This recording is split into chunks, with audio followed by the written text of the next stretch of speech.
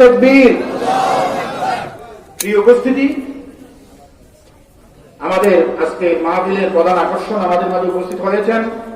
ইনশাআল্লাহ আপনারা প্রাণ ভরে এই তরুণ বক্তার মুখে কোরআনের কথা শুনবেন। আল্লাহ পাক তৌফিক দান করুক। আমার আলোচনা ইনশাআল্লাহ এখনই শেষ হয়ে যাবে। আমি আরেকটি কথা বলে শেষ করে দিচ্ছি। রাসূল সাল্লাল্লাহু আলাইহি ওয়াসাল্লাম কোনদিন জুবান দিয়ে, আমি আর দলিল দিয়ে কথা বলছি না, এমনি বলে শেষ করে দিচ্ছি। আমাদের চট্টগ্রামে একটা জিনিস প্রচলিত আছে, একটু মন দিয়ে শুনে শেষ কথাটা।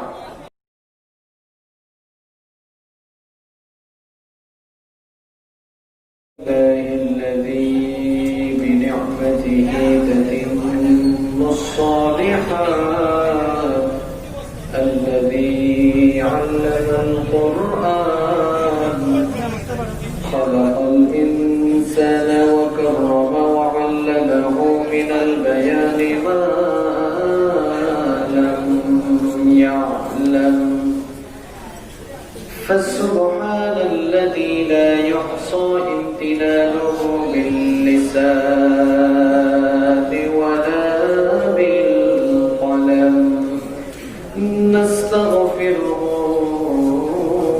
ونتوب إليه ونشهد أن لا إله إلا الله وحده لا شريك له ونشهد أن سيدنا وسندنا وحبيبنا وطبيبنا وطبيب أرواحنا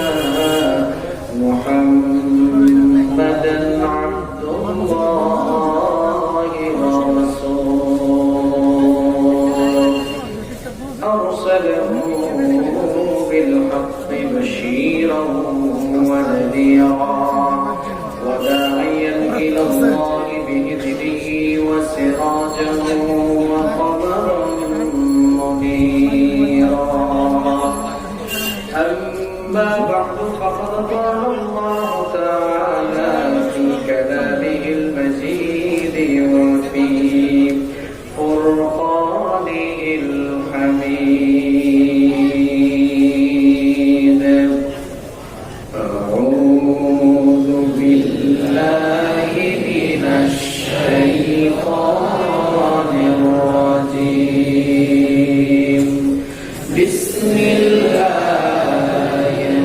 الرحمن الرحيم إن الله وملائكته يصلون على النبي يا أيها الذين آمنوا صلوا عليه وسلموا تسليما اللهم صل على محمد وعلى آل محمد كما صليت على إبراهيم وعلى آل إبراهيم إنك حميد مجيد اللهم بارك على محمد وعلى آل محمد كما باركت على إبراهيم وعلى آل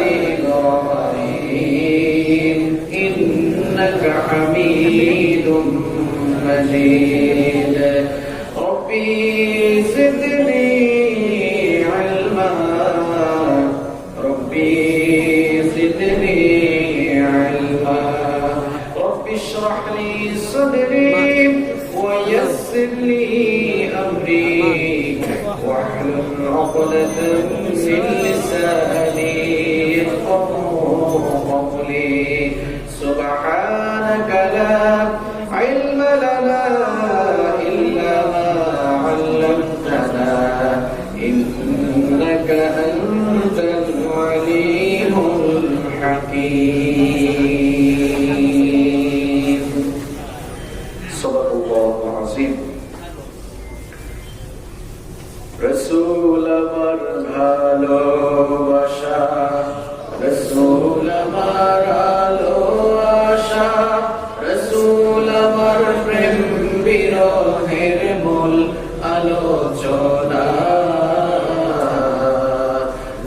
রসূল আমার কাছে কর্মে অনুপ্রেরণা রসূল আমার ভালোবাসা রসূল আমার আলো আশা রসূল আমার প্রেম বিরহের মূল আলোচনা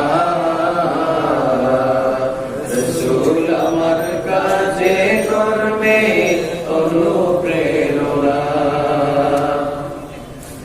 যখন দারুণ দুঃখ নামে আমার জীবন জুড়ে বিপদ আপদ মুসিবতে মরি পুরে পুরে যখন দারুণ দুঃখ নামে আমার জীবন জুড়ে বিপদ আপদ মুসিবতে মরি পুরে পুরে তখন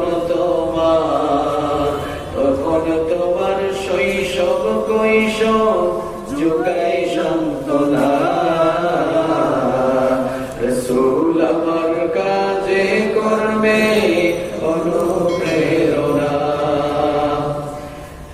আশাহত জীবন যখন দুর্বিষহ লাগে ব্যর্থ এবং পরাজিত স্মৃতিগুলো জাগে আশাহত জীবন যখন দুর্বিষহ লাগে ব্যর্থ এবং পরাজিত স্মৃতিগুলো জাগে তখন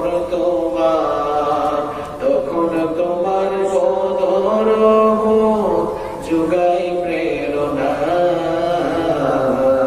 রসূল আমার কাজে কর্মে অনুপ্রেরণা রসূল আমার ভালোবাসা রসূল আমার আলো আশা রসূল আমার প্রেম বিরহের মূল আলোচনা রসূল আমার কাজে কর্মে অনুপ্রেরণা বাংলাদেশের বাণিজ্যিক রাজধানী চট্টগ্রাম মহানগরীর পাহাড়তলী থানার ঈদগাহ পূর্ব রামপুর সিএনজি ও রিক্সা চালক সমিতির উদ্যোগে মিলাদুন নবী সাল্লাল্লাহু আলাইহি ওয়াসাল্লাম উপলক্ষে আয়োজিত আজকের এই মাহফিলের মুহতারাম স্বনামধন্য সুযোগ্য সভাপতি আপনাদের উত্তর এলাকার সর্বজন শ্রদ্ধেয় ব্যক্তিত্ব আলহাজ মোহাম্মদ মুস্তফা কামাল সাহেব আতাল আল্লাহু আমরাহু ওয়া বারাক আল্লাহু ফি হায়াতিহি সবাই বলেন আমিন। আজকের প্রোগ্রামে আমার আগে কথা বলেছেন বন্দর মোহাম্মদিয়া মাদ্রাসা এর সম্মানিত সিনিয়র শিক্ষক এবং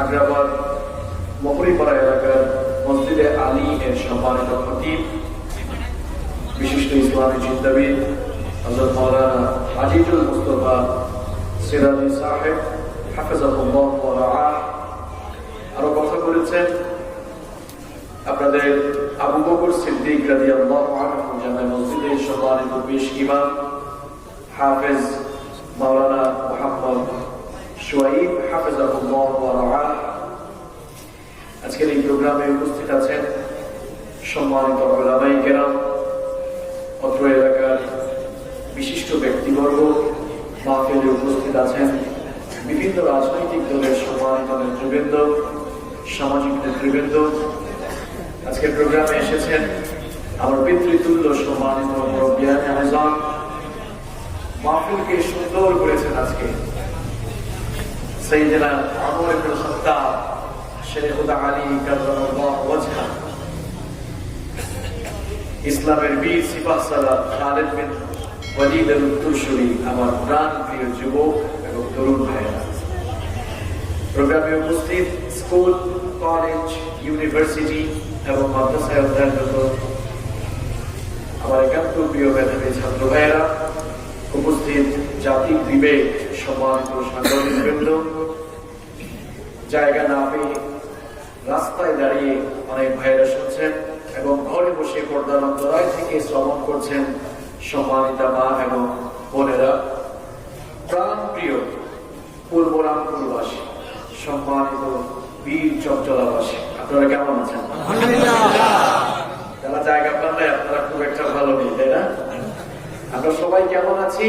আলহামদুলিল্লাহ। আমাদেরকে ভালো দেখেছেন কি? গোটা দুনিয়ায় চলমান এই প্যান্ডামিক সিচুয়েশনে আমাকে আপনাকে এখনো সুস্থ অবস্থায় বাঁচিয়ে রেখে অসংখ্য মুসলমানদের থেকে বাছাই করে এই জান্নাতি মজলিসে আসার তৌফিক দিলেন কে? এই জন্য খুশি হয়ে কার শুকরিয়া আদায় করা উচিত? আমরা খুশি হয়ে বলছি আলহামদুলিল্লাহ। আমরা প্রশংসা করলাম কার? লাভ হইল কার? দেখেছেন অবস্থা? আমরা প্রশংসা করেছি আল্লাহ তাআলা, আর তার বিনিময়ে আল্লাহ তাআলা আমাদের প্রত্যেকের আমলনামাকে নেকি দিয়ে ফিল আপ করে দিয়েছেন। সুবহানাল্লাহ। আজকের এই মাহফিলে আসতে পেরে আপনারা খুশি না বেজার? আমি ঘন্টাখানেক আগে এসেছি, এলাকার মুরব্বী যারা আছেন তারা বললেন আপনাদের এলাকার যুবক আর তরুণ ছেলেরা ইসলামের জন্য, কোরআনের জন্য পাগল করা, তারা অত্যন্ত কষ্ট করে আজকের এই প্রোগ্রাম বাস্তবায়নে অনেক সহযোগিতা করেছেন। যুবকরা হচ্ছে ইসলামের প্রাণশক্তি। এই যুবকদের মাধ্যমে ইসলাম শক্তিশালী হয়েছে। রাসূল করিম সাল্লাল্লাহু আলাইহি ওয়াসাল্লাম যখন আল্লাহর দ্বীনের দাওয়াত শুরু করলেন, প্রাথমিক অবস্থায় যারা ইসলাম কবুল করেছিলেন এদের মধ্যে বুড়া মানুষদের সংখ্যা বেশি ছিল নাকি যুবকদের সংখ্যা বেশি ছিল? ইসলামের জন্য যখন রক্ত দেওয়ার দরকার, জীবন দেওয়া দরকার, তখনও যুবক আর তরুণরাই কিন্তু আগে এগিয়ে এসেছে। এজন্য স্বয়ং বিশ্বনবী সাল্লাল্লাহু আলাইহি ওয়াসাল্লাম যুবকদেরকে খুব ভালোবাসতেন, খুব পছন্দ করতেন।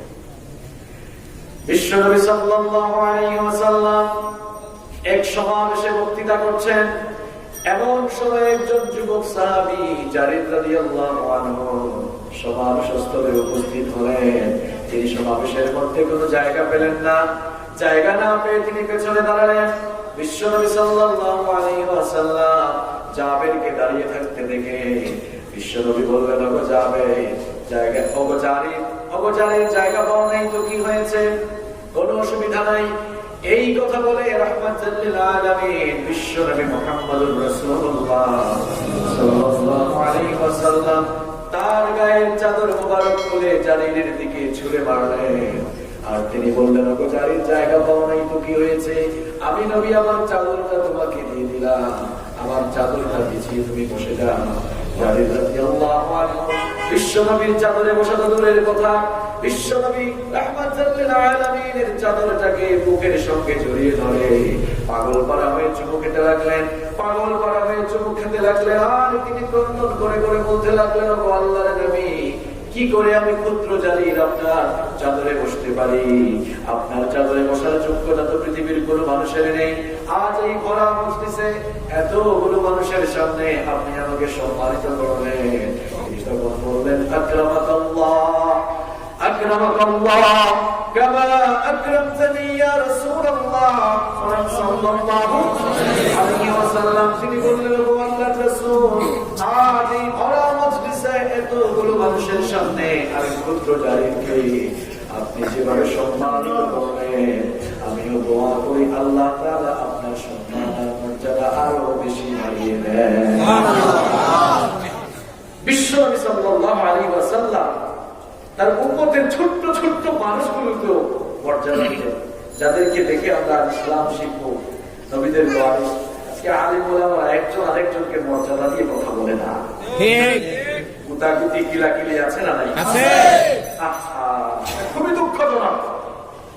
আপনার মতের সাথে আমার মতের একটা অমিল থাকতেই পারে, কিন্তু বিশ্রী ভাষায় সম্বোধন করা এটা কখনো ইসলাম হতে পারে না। ইসলাম এটা শেখায় না। রাসূল করিম সাল্লাল্লাহু আলাইহি ওয়াসাল্লামের আদর্শ এখনো আপনি আপনার ভেতরে লালন করতে পারেন নাই। প্রফেটের বায়োগ্রাফি পড়া আপনার শেষ হয় নাই, পূর্ণাঙ্গ বায়োগ্রাফি এখনো শেষ হয় নাই। তিনি কষ্ট পেয়েছেন, কাউকে কষ্ট দেন নাই, দুঃখ পেয়েছেন, কাউকে দুঃখ কেমন নবী রাহমাতুল লিল আলামিন। সুবহানাল্লাহ পড়েন। এজন্য এই যুবক আর তরুণ ভাইয়েরা এত কষ্ট করে আয়োজন করেছে, এদের মর্যাদা ইসলামে কম না বেশি? বর্তমানে শুধু বাংলাদেশ নয়, গোটা বিশ্বে ইসলামের একটি গণজাগরণ সৃষ্টি হচ্ছে। যুবক আর তরুণরা আগে ডিজে গান, ডিজে কনসার্ট করতো, এখন তারা এইসব ফাইজলামি বাদ দিয়ে সবাই কোরআনের কাছে চলে এসেছে। এই জন্য নাস্তিক আর মুরতাদদের মাথা খারাপ হয়ে গিয়েছে। কেন খারাপ হবে না? কেনই বা খারাপ হবে না? কারণ তাদের পুকুরের সব মাছগুলো এখন ইসলামের পুকুরে চলে যাচ্ছে। নিজেদের পুকুরে যে মাছগুলোকে এত কষ্ট করে জিগিয়ে রেখেছিল, কথা বলা হয় বুঝাতে একটু ব্যাখ্যা করি। এই যুবক আর তরুণদেরকে নষ্ট করার জন্য তারা কত সিনেমা বানায়, কত নাটক বানায়, রাস্তায় রাস্তায় যৌন সুরসুরিগুলো কত অশ্লীল বিজ্ঞাপন ঝুলিয়ে রেখেছে, যেন এই যুবক আর তরুণদেরকে ইসলাম থেকে ডাইভার্ট করে এদেরকে যেন ওয়েস্টার্ন কালচার, ইন্ডিয়ান কালচারে ধাবিত করা যায়। কিন্তু এই যুবক আর তরুণগুলো এইসব বাদ দিয়ে কোরআনের জন্য পাগল হয়ে গিয়েছে। আল্লাহু আকবার। এই জন্য কাজা করে কথা এক এক সময় এক একজন বলে, ঠিক কিনা? অনেক সময় তো ধর্ষণের জন্য কেউ দায়ী করে। শয়তানও বিশ্বাস করবে এই কথা? কথা কম লাগে না? শয়তানও বিশ্বাস করবে এই কথা? তোমরা রাস্তায় রাস্তায় যৌন সুরসুরিমূলক বিজ্ঞাপন দিয়ে রেখেছ, তোমাদের সিনেমাগুলোকে ধর্ষণের সিন দেখাও, তোমাদের নাটক আর সিনেমাগুলোতে যৌন সুরসুরিমূলক সিন দেখাও, ওখান থেকে ধর্ষণের কোনো মোটিভেশন আসে না, আলেম ওলামাদের বক্তব্য থেকে আসে, তাই না? এই জাতিকে তোমরা পাগল ভেবেছো নাকি? এই দেশের মানুষ বুঝে গিয়েছে। অবশ্য ওই দিন আমাকে একজন বলল যে হুজুর, এই যে ইসলামের জন্য ডাক দেওয়া হলে আলেম ওলামা, আমাদের দেশে সব মানুষ চলে আসে, কিন্তু এই নাস্তিক মোর্তা এরা গুটি কয়েকজন, তো এরা এত কথা বলার সাহস পায় কেমনে? প্রশ্নটা কিন্তু যৌক্তিক, কারণ এরা সংখ্যায় খুব কম। 90% মুসলমানের দেশ, নাস্তিক মুরতাদ এবং ইসলাম বিদ্বেষীদের সংখ্যা কিন্তু খুবই নগণ্য। তাহলে প্রশ্ন হলো, এরা এত সাহস পায় কোথা থেকে? কারণটা কি বলবো? কারণটা বলবো? এর কারণ হচ্ছে আমাদের মধ্যে আর ঐক্য নেই, আমাদের মধ্যে খিলাখিলি কুটাকুটি বেশি।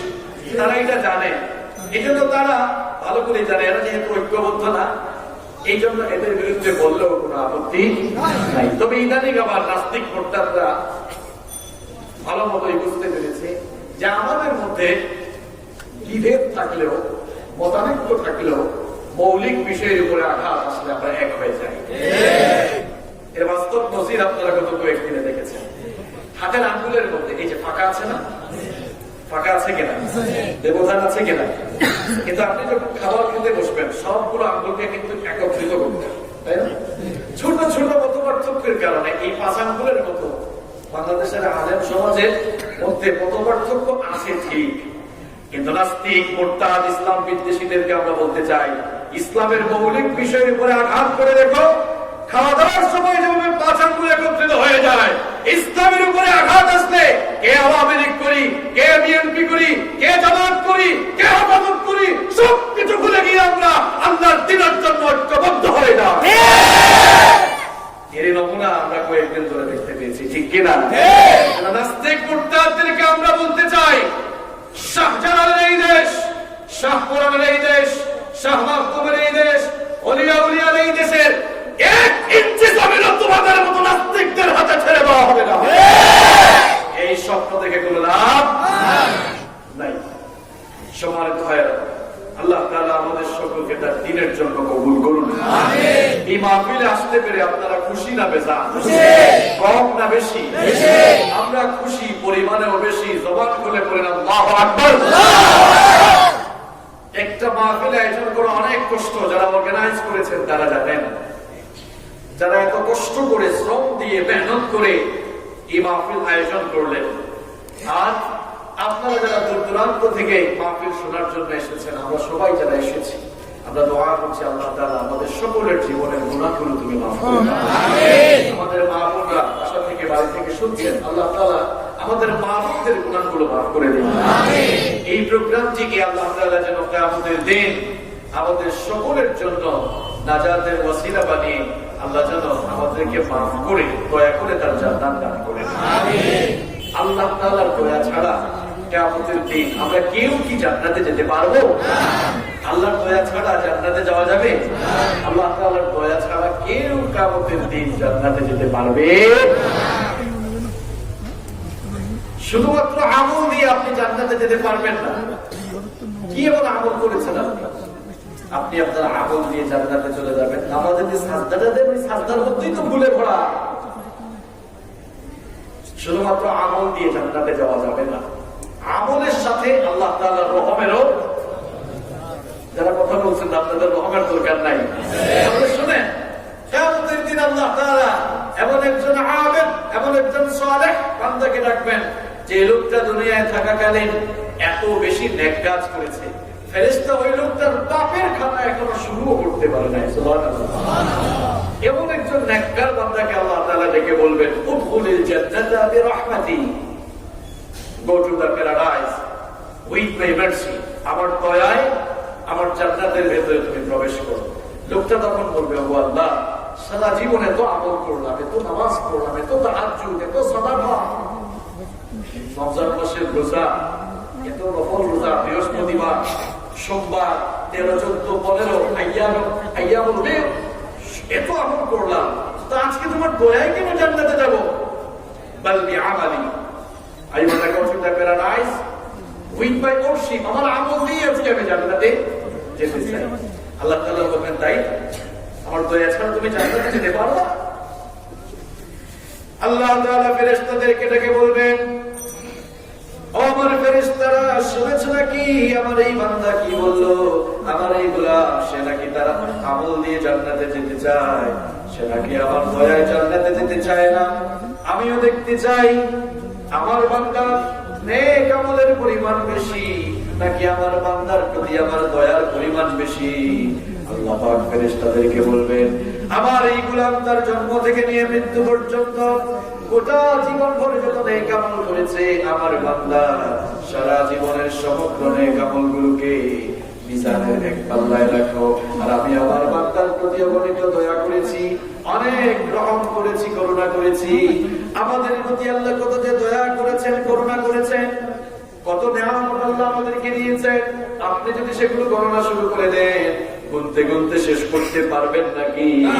এইজন্য আল্লাহ কোরআনে বলেছেন, ওয়া ইন তাউদ্দু নি'মাতাল্লাহি লা তুহসুহা, কত যে নিয়ামত তোমাদেরকে দিয়েছি, এগুলো কখনো করে শেষ করতে পারবা না। আল্লাহ পাক বলবেন, আমার বান্দাকে আমি অগণিত নিয়ামত দিয়েছি, সকল নিয়ামতের দরকার নাই, সুন্দর এই ধরনে দেখার জন্য আমি আমার বান্দাকে 2টি চর্মচক্ষু দিয়েছিলাম, 2টা চর্মচক্ষু দরকার নাই। একটা চক্ষু নামক নিয়ামতকে মিজানের আরেক পাল্লায় রাখো, এক পাল্লায় আমার বান্দার সারা জীবনের নেক আমলগুলোকে রাখো, আর আরেক পাল্লায় আমার বান্দাকে দেওয়া একটা চক্ষু নামক নিয়ামতকে রাখো। ফেরেশতারা যখন বান্দার গোটা জীবনের নেক আমলগুলোকে মিজানের এক পাল্লায় রাখবে, আর আরেক পাল্লায় আল্লাহর দেওয়া একটা চক্ষু নামক দয়াকে নিয়ামতকে রাখা হবে, দেখা যাবে বান্দার সমগ্র জীবনের নেক আমলের চাইতে আল্লাহর দেওয়া একটা চক্ষু নামক দয়ার পাল্লা ভারী হয়ে যাবে। বান্দা তার ভুল বুঝতে পারবে, বান্দা তার ভুল বুঝতে পেরে বলবে, ও আল্লাহ, বুঝতে পেরেছি আমি, আজ আমি কেবলমাত্র আমার আমল দিয়ে জান্নাতে যেতে পারবো না, যদি না তুমি আমার প্রতি ইহসান করো, যদি না আমার প্রতি তুমি রহম করো। আমার ভুল আমি বুঝতে পেরেছি, দয়া করে আমাকে আমার প্রতি তুমি রহম করো, আর তোমার দয়ায় তোমার জান্নাত আমায় দান করো। আল্লাহ পাক তখন ফেরেশতাদেরকে লক্ষ্য করে বলবেন, আমার ফেরেশতারা তাকিয়ে দেখ, এতক্ষণ পর আমার বান্দা লাইনে এসেছে, এতক্ষণ পর আমার বান্দা বুঝতে পেরেছে আমার দয়া ছাড়া আজ বাঁচার কোনো উপায় নাই, বাঁচার কোনো উপায় নাই। আল্লাহ পাক তখন থেকে বলবেন, আমার গোলাম, তুমি তোমার ভুল বুঝতে পেরেছো, সেই জন্য আমিও তোমায় মাফ করলাম, আর আমার দয়ায় আমার জান্নাত তোমাকে আমি দান করে দিলাম। তাহলে আল্লাহর দয়ার দরকার আছে না? আছে। আল্লাহ আল্লাহর দয়ার দরকার আছে তো? আর কিছু যে চাই না আমি, চাই গো নাজাত, আল্লাহ তোমার কাছে আমার এই মোনাজাত, আল্লাহ তোমার কাছে আমাদের এই মোনাজাত। বলেন আমিন। কষ্ট হচ্ছে আপনাদের? আপনাদের হবে কেন? আপনারা তো বসে আছেন, দাঁড়িয়ে থাকা ভাইদের কষ্ট হচ্ছে। কষ্ট হচ্ছে আপনাদের? সবাই তো ভাইয়েরা, আল্লাহ সুবহানাহু ওয়া তাআলা এই পৃথিবীতে আমাদেরকে পাঠিয়ে, আমাদেরকে সৃষ্টি করেই তার দায়িত্ব শেষ করেননি, বরং দুনিয়াতে মানুষদেরকে সঠিক রাস্তা দেখাবার জন্য আল্লাহ তাআলা পথ প্রদর্শক হিসেবে যুগে যুগে অসংখ্য পয়গাম্বর তথা নবী এবং রাসূল পাঠিয়েছেন। নবী এবং রাসূল পাঠানো কার দায়িত্ব? আরেকটু জবান খুলে বলেন, কার দায়িত্ব?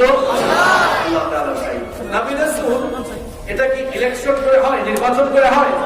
যে গত কয়েকদিন ধরে United state of America, USA তে ইলেকশন চলছে, খুব সম্ভবত জো বাইডেন বিজয়ী হয়েছে, তাই না? তো নবী হওয়ার জন্য কি এরকম ইলেকশন হয় নাকি? যে নবী পদে ভোট দিন, ভোট দিন, ভোট দিন, রাসূল পদে ভোট দিন, এরকম কোন ইলেকশন এর নাম শুনেছেন কখনো আপনারা? নবী রাসূল এটা ইলেকশন করে হয় না। ইলেকশন হইলেই তো কারচুপি হওয়ার সম্ভাবনা আছে, ভুয়া মানুষ নবী হয়ে যেতে পারে। এই জন্য নবী রাসূল এটা ইলেকশন বা নির্বাচন করে হয় না, এটি পাঠানো স্বয়ং কার দায়িত্ব? পৃথিবীতে নবুয়তের ধারাবাহিকতা শুরু হয়েছিল আমাদের সবার বাবা, পৃথিবীর প্রথম মানুষ এবং প্রথম নবী সাইয়েদনা আদম আলাইহিস সালাম থেকে, এবং নবুয়তের এই দরজাকে বন্ধ করে দেওয়া হয়েছে রাহমাতুল লিল আলামিন আমাদের নবী বিশ্ব নবী মুহাম্মদুর রাসূলুল্লাহ সাল্লাল্লাহু আলাইহি ওয়াসাল্লামের মাধ্যমে। পৃথিবীতে আল্লাহ তাআলা যত নবী এবং যত রাসূল পাঠিয়েছেন, সমস্ত নবী রাসূলদের উপরে আল্লাহ তাআলা আমাদের নবীর মর্যাদা দান করেছেন। সুবহানাল্লাহ। সম্মানিত ভাইরা, এক এক নবীকে আল্লাহ তাআলা এক একটি স্পেশালিটি দিয়েছেন। ভালো করে শুনেন, কান লাগান। মূসা আলাইহিস সালাম এর সাথে আল্লাহ তাআলা কথা বলতেন, ওয়া কাল্লামাল্লাহু মূসা তাকলীমা। আল্লাহ তাআলা মূসা আলাইহিস সালামের সাথে কথা বলতেন, আবার তিনি তার হাত বগলের নিচে রেখে বের করলে তার হাত এত বেশি শুভ্র, এত আলোকোজ্জ্বল হয়ে যেত, মনে হতো যেন সূর্যের আলোর ন্যায় তার ঝলমল করছে। সুবহানাল্লাহ। আবার দাউদ আলাইহিস সালামকে আল্লাহ তাআলা স্পেশালিটি দিলেন, মুজিজা দিলেন, তার উপরে নাযিল হওয়া কিতাব জাবুর তিনি যখন তেলাওয়াত করতেন, উড়ন্ত জিনেরা উড়ন্ত অবস্থা বন্ধ করে নদী আর সাগরের মাঝখানে কিনারা এসে তার তেলাওয়াত শোনার জন্য পাগল করা হয়ে যেত। সুবহানাল্লাহ। এক এক নবীকে আল্লাহ তাআলা এক এক স্পেশালিটি দিয়েছেন। আমাদের নবীর স্পেশালিটি কি? আমাদের নবীর স্পেশালিটির অভাব নাই। কয়টা বলবো? কয়টা বলবো?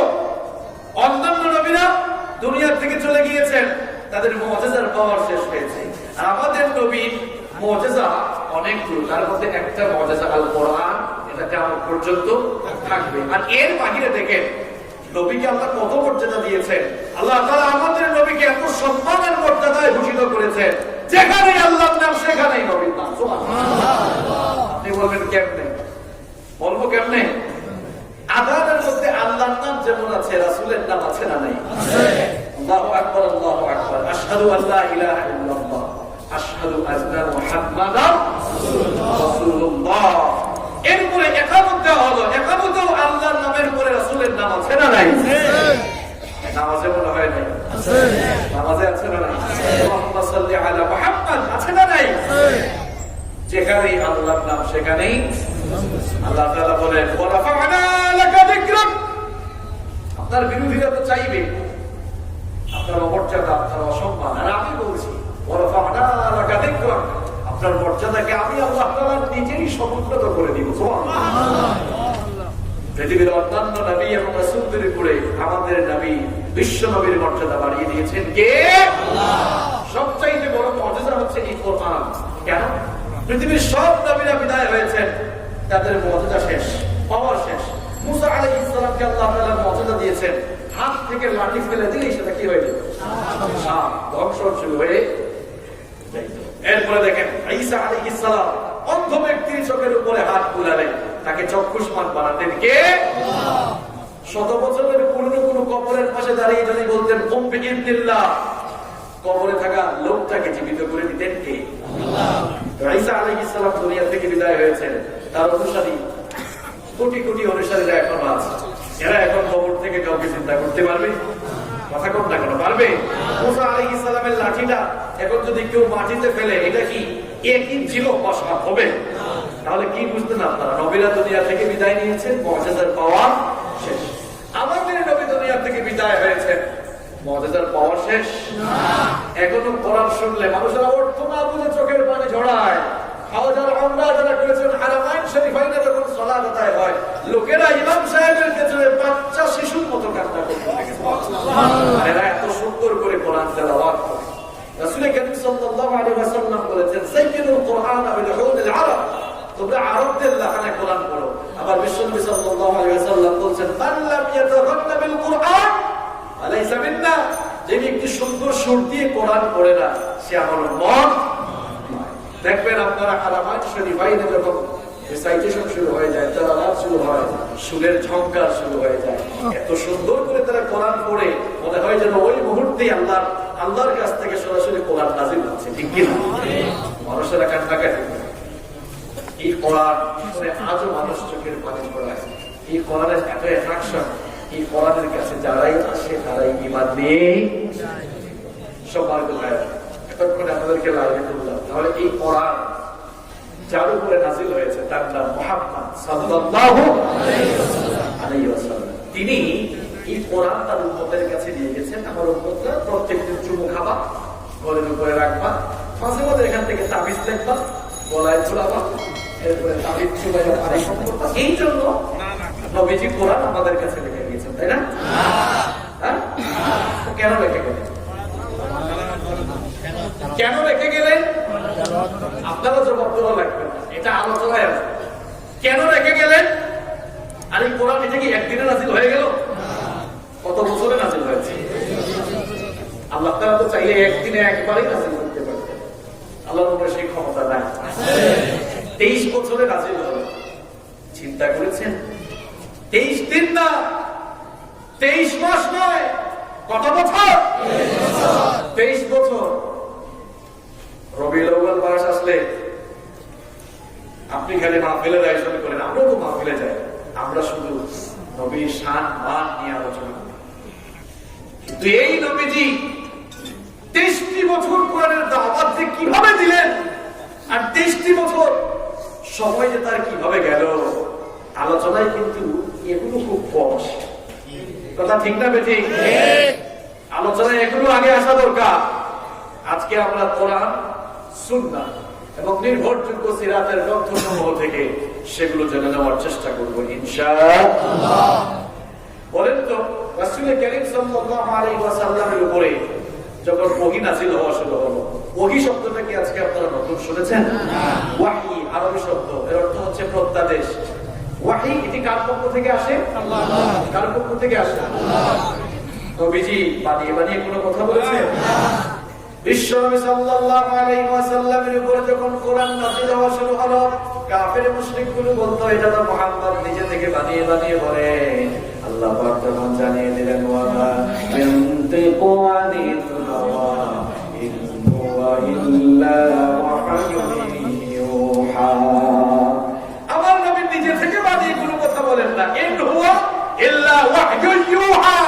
তার কাছে যা ওহী হিসাবে আসে তাই তিনি প্রচার করেন। সুবহানাল্লাহ বলেন।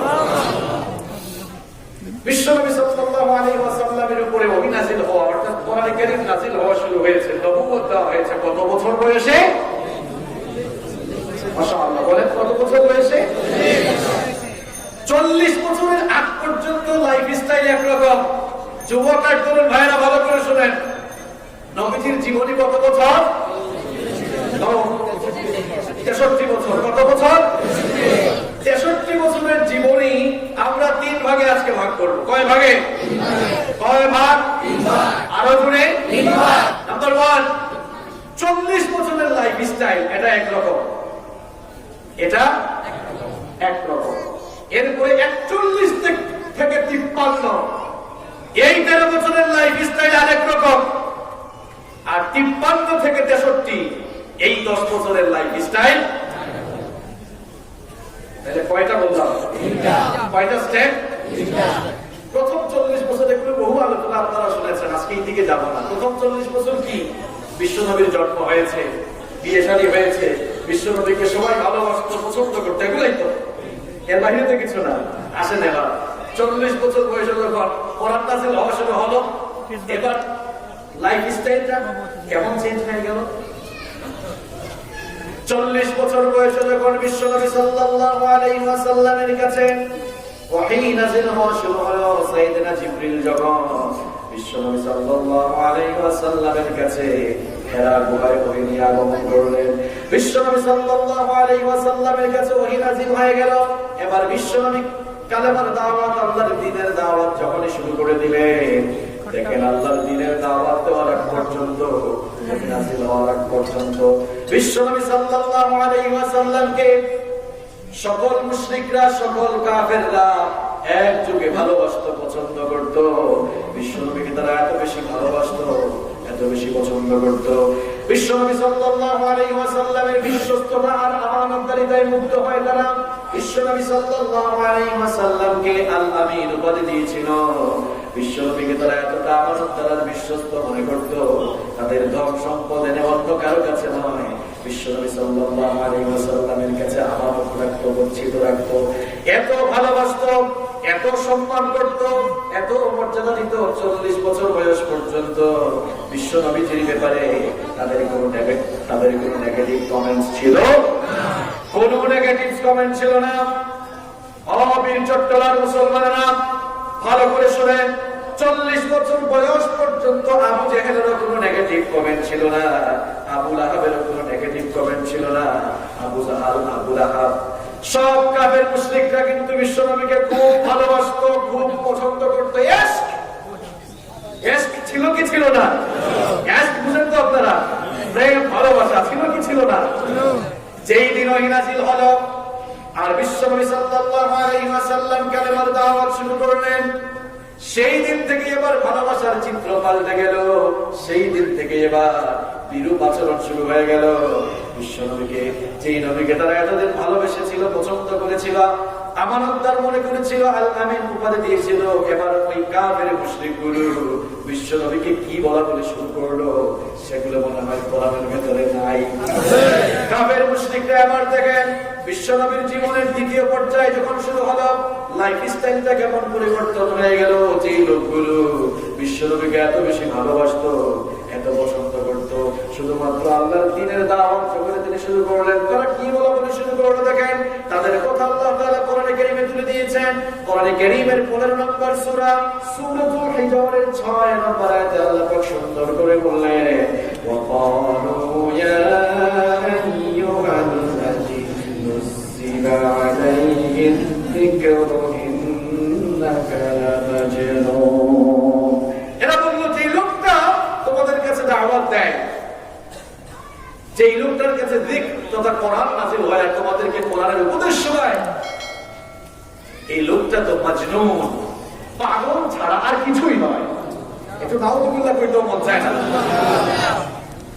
এরা কারা? ভালো করে শুনেন, এতদিন যারা নবীজিকে আল আমিন বলেছিল, এরা তারাই এখন নবীজিকে কি বলছে? পাগল বলছে, মাজনুন। শুধু তাই নয়, শুধু তাই নয়, কোরআনে কারীমের 38 নম্বর সূরা সূরাতুস সাদের 4 নম্বর আয়াতে ওই কাফের মুশরিকদের দুর্ব্যবহারের কথা আল্লাহ পাক কোরআনে কারীমে তুলে দিয়েছে।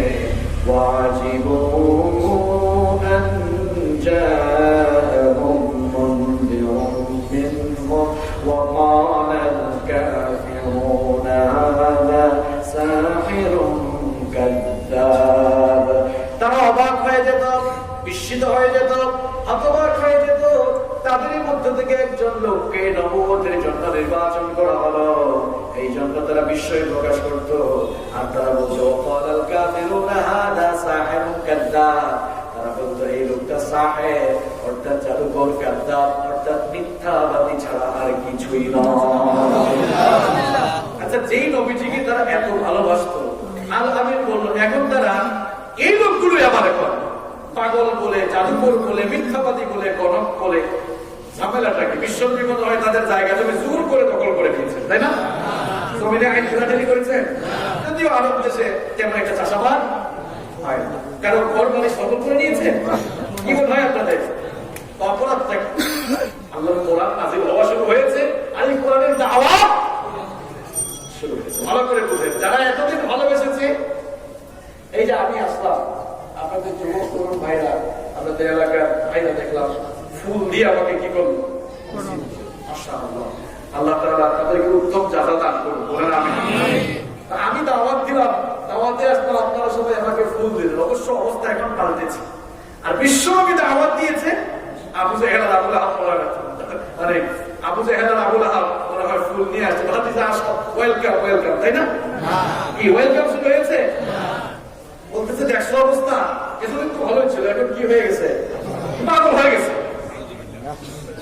কনক হয়ে গিয়েছে, হায় হায় কবি হয়ে গেছে। এইরকম অবস্থায় বিশ্বনবী সাল্লাল্লাহু আলাইহি ওয়াসাল্লাম যেন বিচলিত হয়ে না যান, ফ্রাস্ট্রেট হয়ে না যান, আল্লাহ পাক আয়াত নাযিল করে বিশ্বনবীকে জানালেন, ওয়ালি রাব্বিকা ফাসবির। আল্লাহর দ্বীনের রাস্তায় দাওয়াতি কাজ করতে গেলে সবরের নীতি অবলম্বন করার দরকার আছে না নাই?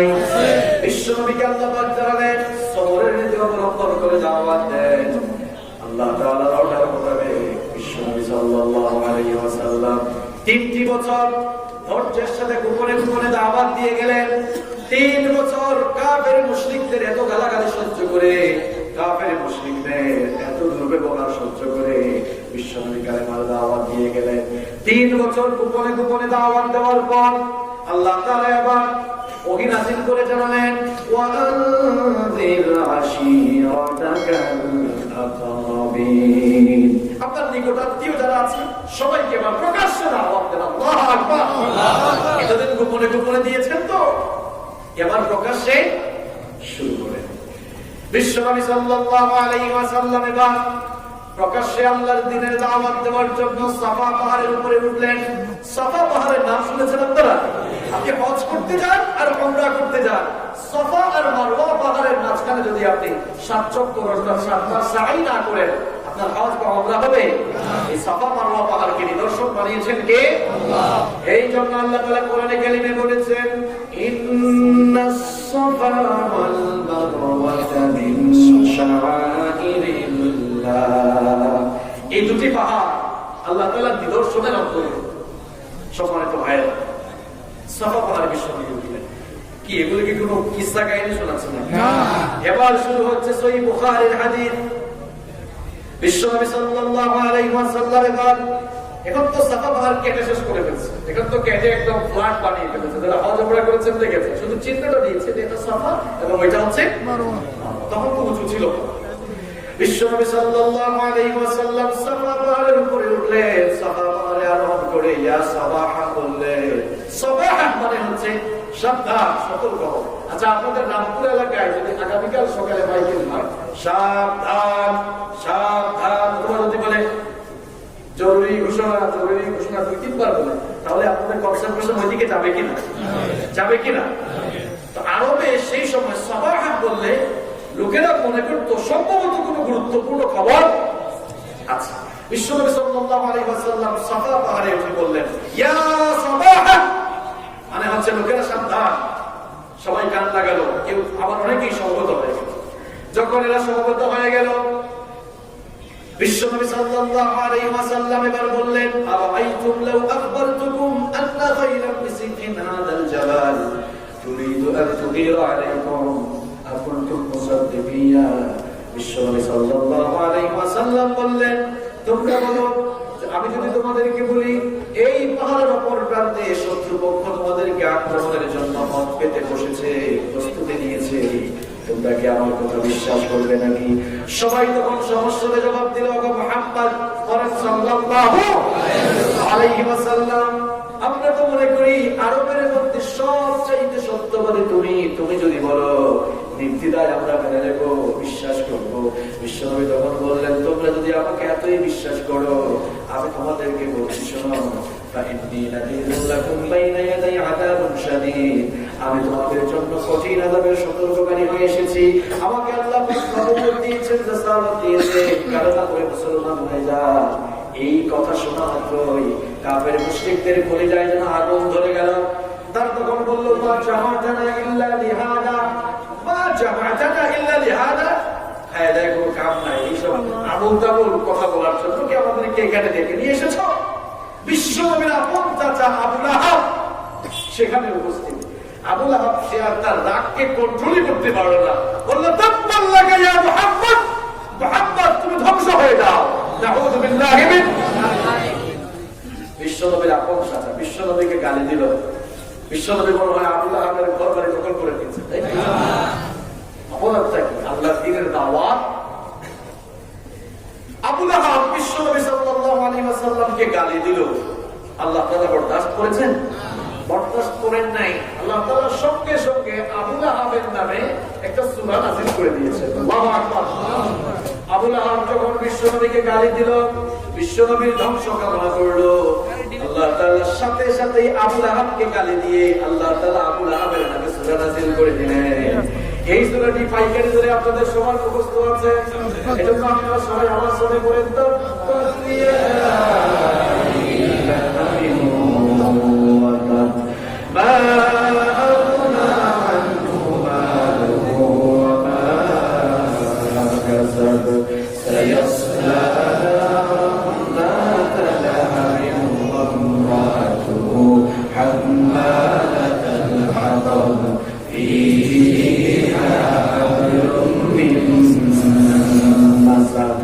অনেকের মুখস্থ আছে কিন্তু অর্থ জানা নাই, তাই না?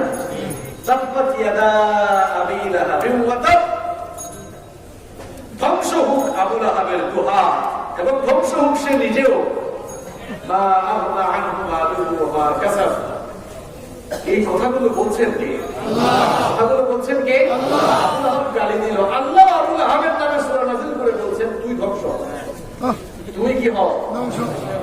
মা আগনা আনহু মালুহু ওয়া মা কাসাব।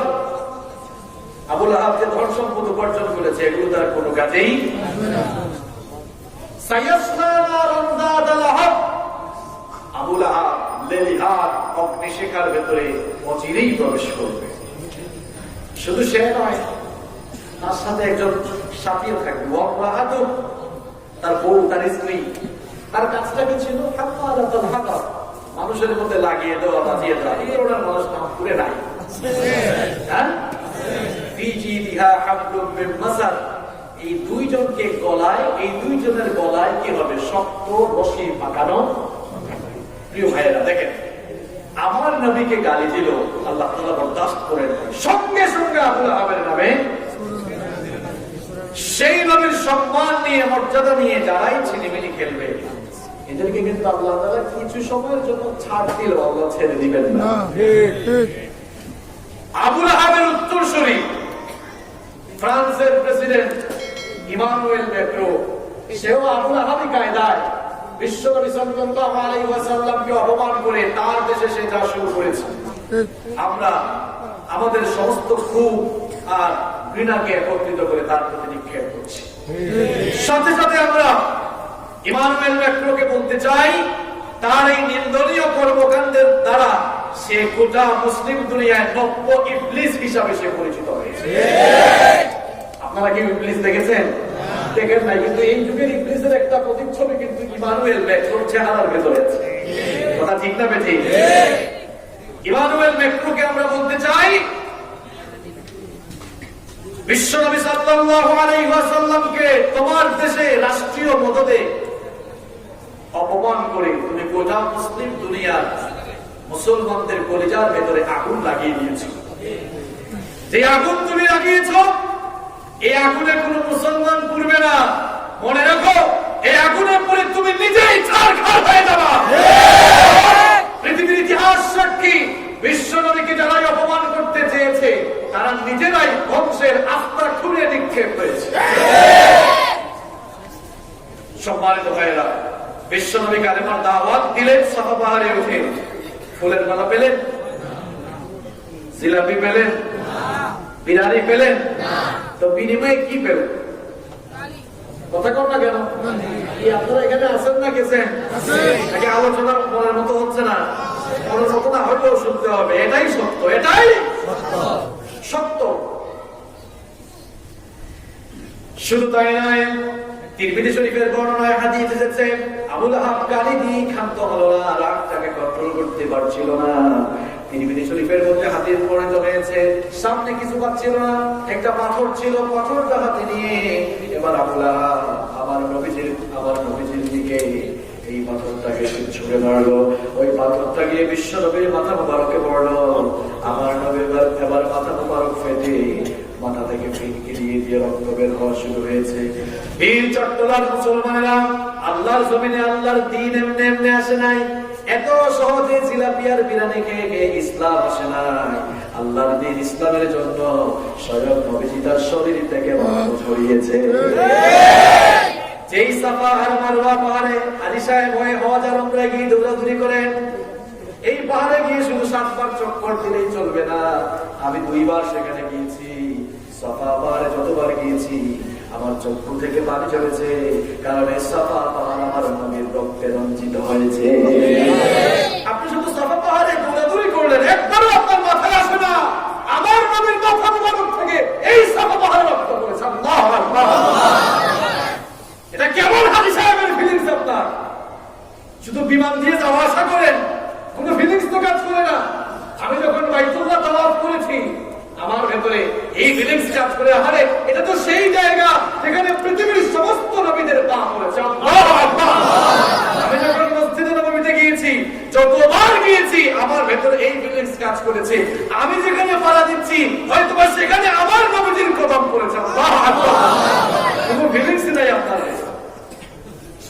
দেশে আসার পরে নামের আগে হাজি না বললেও কোনো সমস্যা, এরকম মানুষ চট্টগ্রামে নাই। আবার 2-3 বার হজ করলে, 2 বার করলে বলে ডাবল হাজি, 3 বার করলে ট্রিপল হাজি, এরকম আছে না? উপস্থাপক নাম না বললে কি নামের আগে হাজি বললেন না? আচ্ছা বলেন তো আপনারা, হজ ইসলামের ফরজ সমূহের মধ্যে কয়টা ফরজ? কি রাগ করতেছেন তারা? হজ ইসলামের ফরজগুলোর মধ্যে, ইসলামের স্তম্ভের মধ্যে কয়টা স্তম্ভ? জীবনে একবার হজ করা ফরজ। আপনি আবার কয়েকবার করছেন, আল্লাহ আপনাকে সামর্থ্য দিয়েছে।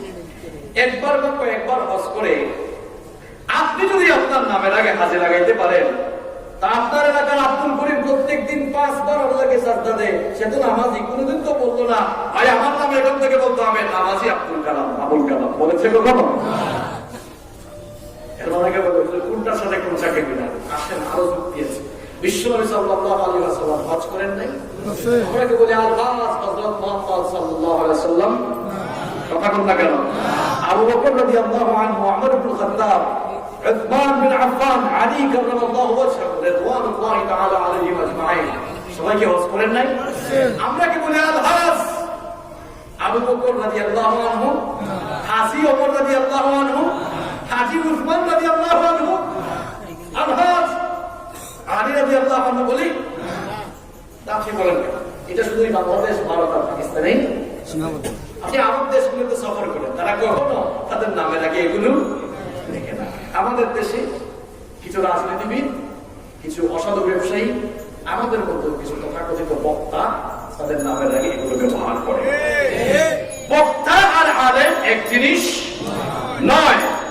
বক্তা আলেম হতে পারে না, কিন্তু আলেম চাইলে বক্তা হতে পারে। বক্তা আর আলেম কখনো এক জিনিস হতে পারে। আল্লাহ তাআলা আমাদেরকে হেফাজত করুন, বলেন আমিন। কোন জায়গায় ছিলাম মনে আছে আপনাদের? রামপুরে ছিলেন নাকি সাফা পাহাড়ে ছিলেন?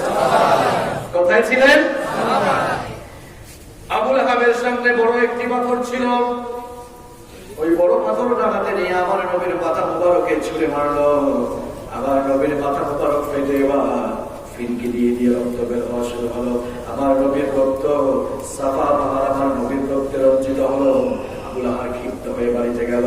আবু লাহাবের 2 ছেলে উতবা আর উতাইবা বিশ্বনবী সাল্লাল্লাহু আলাইহি ওয়াসাল্লামের 2 মেয়ে উম্মে কুলসুম আর রুকাইয়াকে বিয়ে করেছিল। আবু লাহাব বাড়িতে গিয়ে তার ছেলেদেরকে ডেকে বলল, মুহাম্মদ আমাদের বাপ-দাদার ধর্মকে নষ্ট করে দিচ্ছে। দিয়েছে, সুতরাং তার মেয়েদেরকে তালাক দিয়ে তার বাড়িতে রেখে আসো। আবু লাহাবের দুই ছেলে এবার তাদের বাবার কথা মোতাবেক বিশ্বনবী সাল্লাল্লাহু আলাইহি ওয়াসাল্লামের দুই মেয়েকে নিয়ে বিশ্বনবীর বাড়িতে গেল। তখন আমার নবীর মাথা মুবারক থেকে রক্ত বেয়ে বেয়ে পড়ছিল। তারা বাড়িতে গিয়ে বলল, মুহাম্মদ, শুনেছি তুমি আমাদের বাচ্চাদের ধর্ম নষ্ট করে দিচ্ছ, শুধুমাত্র এই অপরাধের কারণে তোমার দুটি মেয়েকে তালাক দিয়ে তোমার বাড়িতে তোমার কাছে রেখে গেলাম। কি এটা সমাজে ইসলাম এসেছে? কি মনে করেন আপনি? আল্লাহ নবী একদিকে গালি, বকা, দুর্ব্যবহার এগুলোর সম্মুখীন হয়েছে, রক্ত ধরেছে, অপরদিকে দুইটা মেয়েকে তালাক দিয়ে বাড়িতে চলে গেছে। সামাজিক সম্পর্ক এবার বয়কট হওয়া শুরু হয়েছে। আল্লাহ নবী এর উপরে হতাশ হয়ে দাওয়াত বন্ধ করে দিয়েছে। একটু আর ঘেরে একটু মামলা হইলেই শেষ, এই আপনার ইমানের পাওয়ার, তাই না? রাসূল কারীম সাল্লাল্লাহু আলাইহি ওয়াসাল্লাম এত মাজলুম হয়েছে, কখনোই দিনের দাওয়াত বন্ধ নাই। এখন কাফের মুশরিকরা দেখে, হায় হায়, এত গালাগালি করি, পাগল বললাম, জাদুকর বললাম, ঠাট্টা মশকরা করি, এত মারামারি করলাম, সামাজিক সম্পর্ক বয়কট করলাম, তারপরে ওই লোকটাকে থামানো যায় না। তারা বলল, সম্মিলিত সিদ্ধান্ত দরকার, চলে একটা মিটিং করি। তারা এবার মিটিং ডাকলো। কি ইচ্ছা শোনাচ্ছি? মিটিং আহ্বান করলো। মিটিং আহ্বান করে সবাই সম্মিলিত সিদ্ধান্ত নিল, চলো আমরা এক কাজ করি, অফার দিলে হয়তো কাজ হতে পারে, একবার একটু অফার দিয়ে দেখি। এবার তারা তাদের একজন প্রতিনিধিকে পাঠালো। তারা অফার দিল, মুহাম্মদ বলেন সাল্লাল্লাহু আলাইহি ওয়াসাল্লাম, তুমি কি সম্পদ চাও নাকি? সম্পদ যদি চাও তো আমাদেরকে বলো, তোমাকে আমরা সম্পদশালী বানাবো। আমরা তো মনে করি তোমার মাথা টাথা খারাপ করলো নাকি, সেটাও যদি হয় আমাদেরকে বলো, আমাদের টাকা পয়সা দিয়ে উন্নত চিকিৎসার ব্যবস্থা করবো। তুমি কি নেতৃত্ব চাও নাকি? তাহলে নেতৃত্বের কিছু অংশ তোমাকেও দেওয়া হবে। তুমি কি আরবের সবচাইতে সুন্দরী নারীকে বিয়ে করতে চাও নাকি? আমাদেরকে বলো, সবচাইতে সুন্দর নারীকে চুজ করে তোমার সাথে আমরা বিবাহ দেবো। এরপরে যে কাজ কারবার শুরু করেছো, এই কাজ কারবার বন্ধ করো। এই অফার পেয়ে বিশ্বনবী মনে হয় চিন্তা ভাবনা করেছেন, তাই না? কি বলেছেন বিশ্বনবী সাল্লাল্লাহু আলাইহি ওয়াসাল্লাম? তখন বললেন, ভালো করে শোনো, ওয়াল্লাহি, আল্লাহর কসম করে বলছি, ওয়াল্লাহি, আল্লাহর কসম করে বলছি, লাউ ওয়াদাউ আশ-শামসি ফি ইয়ামিনি ওয়াল কমারা ফি ইয়াসারি আলা আন আতরুকা আলা হাদাল আমর হাত্তা ইয়াযহারাহু আল্লাহু আও ইউরিকা ফীহি মা তারাকতু। বিশ্বনবী সাল্লাল্লাহু আলাইহি ওয়াসাল্লাম বললেন, এই যে অফারগুলো দিয়েছে এগুলো তো খুব সাধারণ অফার আমার জন্য। তোমরা যদি বলো আকাশের ওই দীপ্তমান সূর্য আমার ডান হাতে এনে দিবা, আকাশের ওই প্রদীপ্ত, আকাশের ওই দীপ্তিমান চন্দ্রটাকে আমার বাম হাতে এনে দিবা, এইরকম অফার দিয়েও যদি বলো, আমি আমার দাওয়াত বন্ধ করবো। তোমাদেরকে বলছি, শোনো, যতক্ষণ আমার দেহে প্রাণ আছে, আল্লাহর দ্বীনের দাওয়াত দিতে দিতে, আল্লাহর জমিনে আল্লাহর দ্বীনকে, আল্লাহর জমিনে আল্লাহর এই কিতাবের আদর্শ বাস্তবায়ন করার আগ পর্যন্ত, অথবা আমি যদি বাস্তবায়ন না করেও এই রাস্তায় শহীদ হওয়ার আগ পর্যন্ত আমাকে থামানোর সাধ্য কারো না। কাফের মুশরিকরা যখন অবাক হয়ে গেল, হায় হায়, দেখেছো অবস্থা, আমরা দিলাম অফার, উল্টা অফারকে রিজেক্ট করে, প্রত্যাখ্যান করে, আর আমাদেরকে উল্টা কি বলা হয়েছে, কোনো কাজ কারবার হবে না, এসব অফার দিয়েও কোনো কাজ। ফিরে গেল তারা মিটিং এ, এবার সিদ্ধান্ত নিল, ঠিক আছে, অফার দিয়েও যেহেতু কাজ হয় না, তাহলে এবার কিছু হামলা মামলা আর রিমান্ডের দরকার আছে না নাই? কথা কর, রিমান্ডের দরকার আছে না নাই? এই কাফের মুশরিকগুলো আমার নবীজিকে কত কষ্ট দিল, এবার শুনেন। তারা বলল, তাহলে সরাসরি এবার আঘাত চালাও, জুলুম চালাও, নির্যাতন চালাও। এবার তারা এমন নির্যাতন শুরু করে দিল। বিশ্বনবী সাল্লাল্লাহু আলাইহি ওয়াসাল্লাম যখন নামাজে সাজদায় যেতেন, এই নিকৃষ্ট কাফের মুশরিকগুলো উটের নাড়িভুড়ি একত্রিত করে এনে আমার নবীর মাথা মুবারকে ফেলে দিত। আরে আমার নবীর মাঝে মাঝে হয়ে যেত, মাঝে মাঝে না ফাতেমা রাদিয়াল্লাহু আনহা এসে উটের নাড়িভুড়িগুলো সরাতে। আবার বুখারীর ভিতরে একটি হাদিস বর্ণিত হয়েছে, এক নিকৃষ্ট কাফের, তার নাম হলো উকবা বিন আবী মুআইত। বিশ্বনবী সাল্লাল্লাহু আলাইহি ওয়াসাল্লাম কাবার চত্বরে সালাত আদায় করছে, ওই নিকৃষ্ট কাফের তার গামছা দিয়ে বিশ্বনবীকে পেঁচিয়ে কাবা শরীফের চতুর্দিকে টানাটানি করা শুরু করলো। সাইয়েদনা আবু বকর রাদিয়াল্লাহু আনহু এই দৃশ্য দেখে ওই কাফেরের হাত থেকে বিশ্বনবীকে প্রতিহত করে বললেন, তাকতুলুনা রাজুলান ইয়াকুলা রাব্বি আল্লাহ, তোমরা কি এই অপরাধের কারণে এই লোকটাকে মেরেই ফেলতে চাও নাকি, যে ঘোষণা করেছে আল্লাহ আমার রব, আমাদের রবকে আল্লাহ, তোমরা কি এই অপরাধের কারণে এই লোকটাকে মেরেই ফেলতে চাও নাকি? এইরকম করে জুলুম নির্যাতন বিশ্বনবীর উপরে শুরু হয়ে গেল। ও আশিকের রাসূলরা, ভালো করে শুনেন, যেই নবীর প্রতি আমাদের এত প্রেম, এত ভালোবাসা, সেই নবী এই কোরআনের জন্য, আল্লাহর দ্বীনের জন্য কেমন অবস্থার মুখোমুখি হয়েছে। আজ খুব ভালো করে শুনে যান, বিশ্বনবী সাল্লাল্লাহু আলাইহি ওয়াসাল্লাম এবার তায়েফে গেলেন। তায়েফের মানুষরা আহলান সাহলান বলে ফুল দিয়ে নিয়ে এসেছে, তাই না? ফুল নিয়ে আসছে, তাই না? তায়েফে গেলেন বিশ্বনবী সাল্লাল্লাহু আলাইহি ওয়াসাল্লাম, একদিন আর দুই দিন নয়, একটানা 10টি দিন খেয়ে না খেয়ে তায়েফের ময়দানে আল্লাহর দ্বীনের দাওয়াত দিতে লাগলেন। একটা কাফের মুশরিক ঈমান আনলো না। এবার বিশ্বনবী সাল্লাল্লাহু আলাইহি ওয়াসাল্লাম তায়েফের নেতাদেরকে বললেন, একজনের মতো ঈমান আনলো না, ঠিক আছে, আমি যে মক্কা থেকে তায়েফে এসেছিলাম, এই খবরটা অন্তত মক্কায় দিও না। এই নিকৃষ্ট বেঈমানগুলো খবর তো মক্কায় পাঠালোই, পাশাপাশি সবগুলো যুবকদেরকে একত্রিত করে বলল, মুহাম্মদ যখন তায়েফ থেকে বের হবে, তোমরা পাহাড়ের দুই দিকে দাঁড়িয়ে পাথর নিক্ষেপ করতে থাকবা। এবার এই মুশরিকল দুষ্ট যুবকগুলো পাহাড়ের দুই দিকে দাঁড়িয়ে আমার নবী পবিত্র শরীরের উপরে এবার তারা পাথর নিক্ষেপ করা শুরু করলো। আর যেই নবীকে আল্লাহ তাআলা এত সুন্দর করে বানিয়েছেন, জাবের বিন সামুরা রাদিয়াল্লাহু আনহু বলেছেন, রাআইতু রাসূলুল্লাহ সাল্লাল্লাহু আলাইহি ওয়াসাল্লাম ফি লাইলাতিল ইদহিয়া ওয়া আলাইহি হুল্লাতুন হামরা। জাবের বিন সামুরা রাদিয়াল্লাহু আনহু বিশ্বনবীর একজন প্রখ্যাত সাহাবী, তিনি বলছেন, একবার চাঁদনি রাতে আমি নবীজির মায়া ভরা চেহারার দিকে তাকালাম। তিনি সেদিন লাল রঙের চাদর পরিধান করেছিলেন। ফাজাআলতু আনজুরু ইলা রাসূলিল্লাহ সাল্লাল্লাহু আলাইহি ওয়াসাল্লাম ওয়া ইলাল কমার। একবার আমি আমার নবীর মায়া ভরা চেহারার দিকে তাকাই, আর আরেকবার আমি আকাশের ওই পূর্ণিমার চাঁদের দিকে তাকাই। ফাইদা তুআদ্দি আহসানা মিনাল কমার। আমার কাছে মনে হলো আকাশের ওই পূর্ণিমার চাঁদের চেয়েও আমার নবীর চেহারাখানি ওই চাঁদনি রাতে আরো বেশি ঝলমল করছিল। সেই নবীকে আমার আল্লাহ এত সুন্দর করে বানালেন, যার ব্যাপারে আমাদের মা আম্মা জান আয়েশা রাদিয়াল্লাহু আনহা বলেছেন, আল্লাহ তাআলা পৃথিবীর অর্ধেক সৌন্দর্য দিয়েছেন আল্লাহর নবী সাইয়েদনা ইউসুফ আলাইহিস সালামকে, যাকে দেখে মিশরের সুন্দরী রূপসী নারীরা ফল কাটতে গিয়ে আঙুলগুলো কেটে ফেলে দিয়েছিল। এগুলো কিসসা না, সূরা ইউসুফের ভেতরে সব আছে। আম্মা জান আয়েশা বলছেন, যেই সকল সুন্দরী রূপসী নারীরা সাইয়েদনা ইউসুফ আলাইহিস সালামের রূপ সৌন্দর্যে মুগ্ধ হয়ে ফল কাটতে গিয়ে আঙুল কেটেছে, আল্লাহর কসম করে বলছি, এরা যদি মাত্র একটি বার আল্লাহর হাবিবকে দেখতো, হাত কাটতে কাটতে কোন ফাঁকে তাদের কলিজা কেটে ফেলতো, তারা টের পেত না। এত সুন্দর করে যেই নবীকে আমার আল্লাহ বানালেন, তায়েফের এই মুসলিমগণ দুষ্ট যুবকগুলো আমার নবী সেই পবিত্র সুন্দর মায়া ভরা চেহারায় পাথর নিক্ষেপ করে আমার নবীর পুরো চেহারাটাকে তারা রক্তাক্ত করে দিল।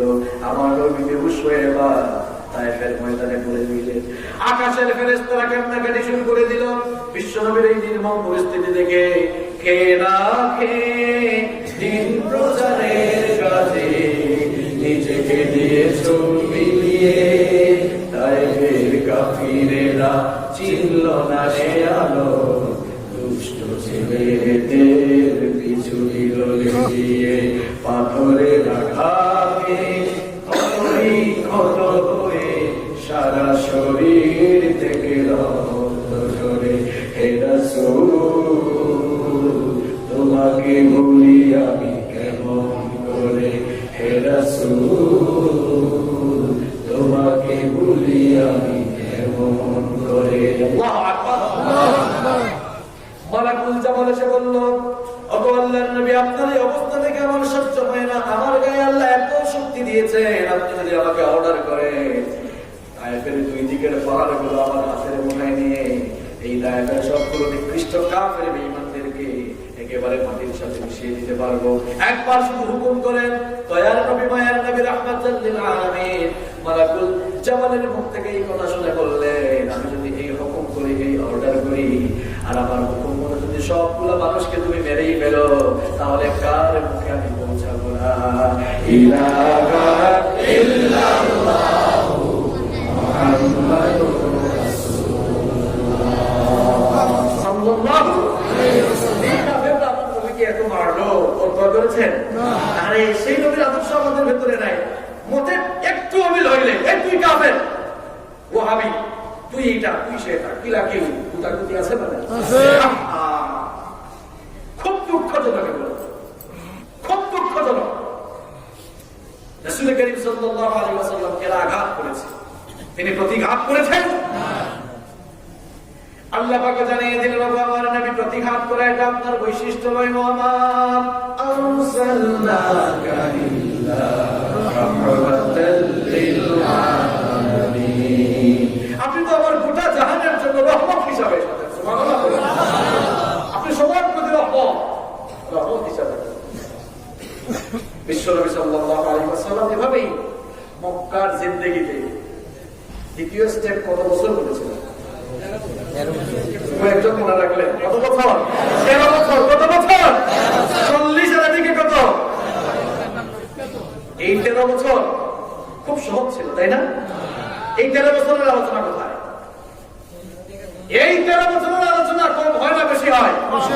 হ্যাঁ, কম হয় না বেশি হয়? এই 13 বছরের আলোচনা হলে তো সিলাপি বিরানি মিলবে না, তাই না? এই 13 বছর বিশ্বনবী আর তার সাহাবীরা রক্ত ঢেলেছেন বলে আল্লাহর জমিনে আল্লাহর দ্বীন কায়েম হয়েছে। তোমাদের মুখ থেকে শুধু নবীর প্রেমের কথা বের হয়, আল্লাহর জমিনে আল্লাহর দ্বীন কায়েমের কথা বের হয় না কেন? এর নাম কি নবী প্রেম? বিশ্বনবীর সাহাবীরা নবীর প্রেমে মাতোয়ারা হয়ে ওই দিকে বেলাল মনোবির উপরে চিত হয়ে শুয়ে মার খেয়েছে, আর তুমি নবীর প্রেম দেখা এখানে জিলাপি খাও। 200 প্রেম কি স্বভাব? সাহাবীদের মতো আশিক রাসূল হইতে পারবেন তো? হইতে চান কি চান না? হাত তোলেন। হইতে চান কি চান না? আল্লাহ কবুল করুন, বলেন আমিন। এবার একটু শুনেন সাহাবীরা কেমন আশিক রাসূল ছিলেন। ইশকের নমুনা আমাদের আর তাদের এবার মিলান। ইশকের নমুনা মিলান। ইশক কাকে বলে, আশিক রাসূল কাকে বলে, আজ ভালোভাবে মিলান। সাইয়েদনা বেলাল রাদিয়াল্লাহু আনহু ইসলাম কবুল করেছেন। উমাইয়া বিন খালফের গোলাম ছিলেন। উমাইয়া বিন খালফ বলল, বেলালের খাওয়া দাওয়া বন্ধ করো। খাওয়া দাওয়া বন্ধ করে দেওয়া হলো।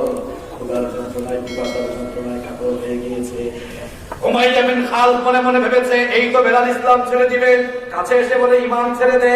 বেলাল বলে, আমাকে মেরে ফেলতে পারবি, এরপরও আমার কাছ থেকে ঈমান নিতে পারবি না, কারণ নবীর প্রতি ইশক আর ভালোবাসা এত বেশি, এই নবীর জন্য জীবন আমি কুরবানি দিয়ে দেব।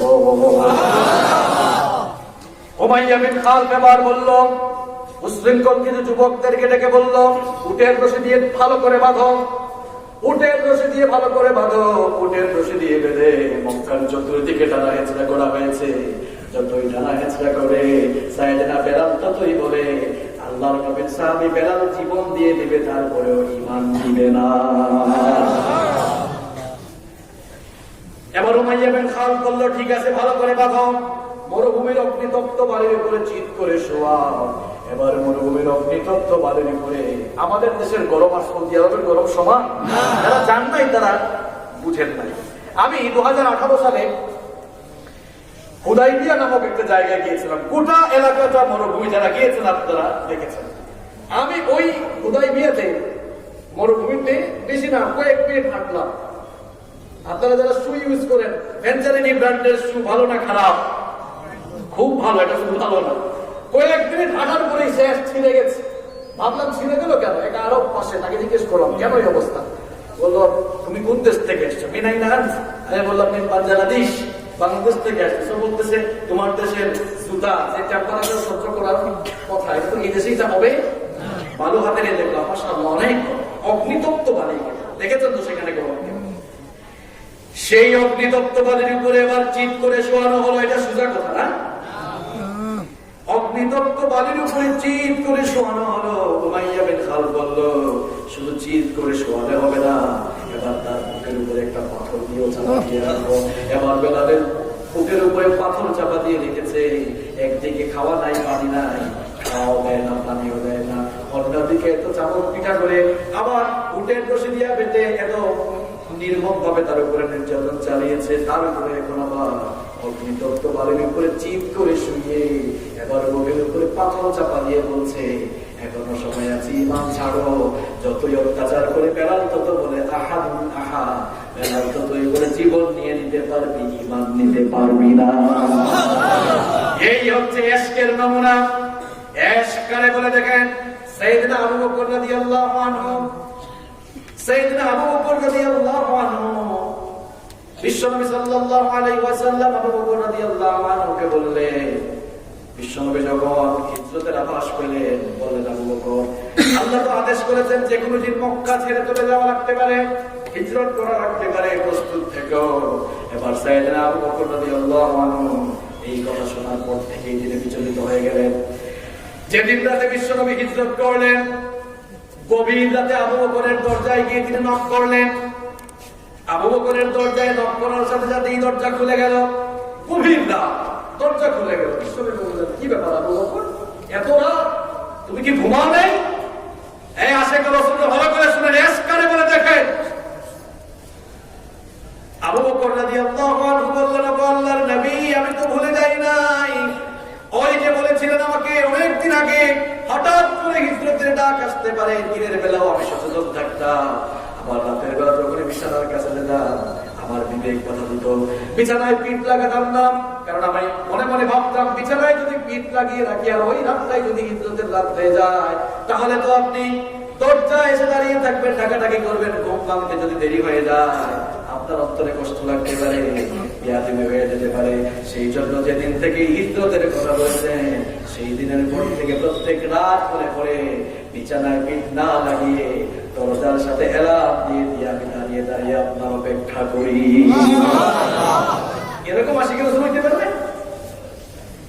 বিয়াদবি হইতে পারে, পিঠটা দরজায় যে দাঁড়িয়ে আপনার অপেক্ষা করি, না জানি আর কি হিজরত হয়ে গেল।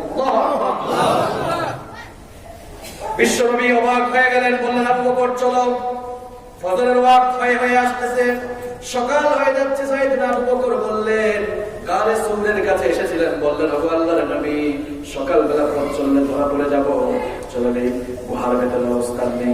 গারে সূরে আমি গিয়েছি, আপনারা হয়তো অনেকে যাইতো। গারে সূরের কাছে যখন বিশ্বনবী গেলেন, আবু বকর রাদিয়াল্লাহু আনহু বললেন, ওগো আল্লাহর নবী চলেন ঢুকে। বিশ্বনবী বললেন, ঠিক আছে চলো, এখানে আশ্রয় নেই। সাইয়েদনা আবু বকর রাদিয়াল্লাহু আনহু বললেন, ওগো আল্লাহর নবী একটু অপেক্ষা করেন, পাহাড়ি গুহা, এখানের মধ্যে ময়লা থাকতে পারে, আবর্জনা থাকতে পারে, আমি ভেতরে ঢুকে একটু ময়লা আবর্জনা পরিষ্কার করি। ভেতরে ঢুকে তিনি এবার ময়লা আবর্জনা পরিষ্কার করে দেখলেন সেই গুহার মধ্যে অনেকগুলো গর্ত রয়েছে। রাঙামাটি, খাগড়াছড়ি, বর্ধমান গেলে পাহাড়ের উপরে উঠে দেখবেন পাহাড়ে বিভিন্ন গর্ত থাকে। এই পাহাড়ি গর্তের মধ্যে পাহাড়ি ইঁদুর, বন্য ইঁদুর, মাঝে মাঝে সাপটাপু। গুহার মধ্যে দেখলেন তিনি বড় বড় কিছু গর্ত আছে, মনে মনে ভাবলেন পাহাড়ি গুহাটি কিন্তু সাপ বিচ্ছু থাকতে পারে। এবার তিনি তার কাপড় থেকে অল্প অল্প করে কাপড় ছিঁড়ে ছিঁড়ে কাপড়ের টুকরা দিয়ে সেই গর্তের মুখগুলো বন্ধ করে দিলেন। বন্ধ করতে করতে শেষ মুহূর্তে দেখলেন দুইটা গর্ত বাকি আছে, কাপড় আর অবশিষ্ট হইল না, কি করবেন? মনে মনে ভাবলেন আল্লাহ ভরসা, দুইটা পা তো আছে, দুই পা দিয়ে এবার ওই দুই গর্ত বন্ধ করে দিব। বিশ্বনবীকে তিনি আহ্বান জানালেন, বললেন, ওগো আল্লাহর নবী ভেতরে চলে আসেন, পরিষ্কার করে ফেলেছি। বিশ্বনবী সাল্লাল্লাহু আলাইহি ওয়াসাল্লাম গুহার ভেতরে ঢুকে বললেন, ওগো আবু বকর, সারা রাত সফর করে ক্লান্ত হয়েছি, তুমি একটু বসো, আমি তোমার কোলে মাথা রেখে আরাম করে ঘুমাতে যাই। বিশ্বনবী ঘুমিয়ে আছেন, আরাম ফরমাচ্ছেন। এবার হঠাৎ করে বিশ্বনবীর চেহারার উপরে পানি পড়তে লাগলো। বিশ্বনবীর ঘুম ভেঙে গেল। বিশ্বনবী ভাবলেন হঠাৎ করে পানি পড়ে কোথা থেকে, লক্ষ্য করে দেখলেন সাইয়েদনা আবু বকর রাদিয়াল্লাহু আনহু চক্ষু বেয়ে বেয়ে পানি পড়ছে। জিজ্ঞেস করলেন, ওগো আবু বকর, কারো কেন কি হয়েছে? সাইয়েদনা আবু বকর রাদিয়াল্লাহু আনহু গোটা শরীরে কম্পন। বিশ্বনবী লক্ষ্য করলেন, বিশ্বনবী বললেন, কি হয়েছে, কারো কেন, আর গোটা শরীরের ভেতরে এত কম্পন হচ্ছে কেন? সাইয়েদনা আবু বকর রাদিয়াল্লাহু আনহু বললেন, ওগো আল্লাহর নবী, আমি এই গুহার ভেতরে ঢোকার পর গুহা পরিষ্কার করে অনেকগুলো গর্ত লক্ষ্য করেছিলাম। সবগুলো গর্ত আমি আমার কাপড়ের চাদরের অংশ থেকে, লুঙ্গির অংশ থেকে আমি সেগুলো বন্ধ করে দিতে দিতে কাপড় অবশিষ্ট ছিল না। দুইটা গর্তের মুখ আমি আমার দুই পা দিয়ে ধরে রেখেছিলাম, চেপে রেখেছিলাম, কিন্তু আমি তো জানতাম না এখানে বিষধর সাপ ছিল। বিষধর সাপ আমাকে দংশন করেছে। বিশ্বনবী বললেন, সাথে সাথে আমাকে ডাকলো না কেন? সাইয়েদনা আবু বকর রাদিয়াল্লাহু আনহু বললেন, ও আল্লাহর নবী, মনে মনে চিন্তা করলাম আপনি আমার কুলে আরাম ফরমাচ্ছেন, আমি আপনাকে দেখে কিভাবে বিরক্ত করি, বেয়াদবি হতে পারে এই আশঙ্কায় আপনাকে ডাকি নাই। ও আল্লাহর নবী, আমি সহ্য করতে পারছিলাম না, এই জন্য চোখের পানি ঝরছিল। যদি আমি সহ্য করতে পারতাম তাহলে আমি জীবন দিয়ে দিতাম, তারপরেও আপনাকে ডাকতাম না। এশক কারে বলে বুঝছেন তো? এশক কারে বলে ভালো করে বলেন। সাইয়েদনা খাব্বাব রাদিয়াল্লাহু আনহু, সাইয়েদনা খাব্বাব রাদিয়াল্লাহু আনহু ইসলাম যখন কবুল করলেন, ইসলাম কবুল করার কারণে খাওয়া দাওয়া বন্ধ করে দেওয়া হলো। শুধু খাওয়া দাওয়া বন্ধ করে খেতে হলো না, এমন ভাবে জুলুম নির্যাতন তার উপরে চালালো। চলন্ত অঙ্গার, অঙ্গার বুঝেন নাকি কয়লা বুঝেন? কয়লা বুঝেন তো?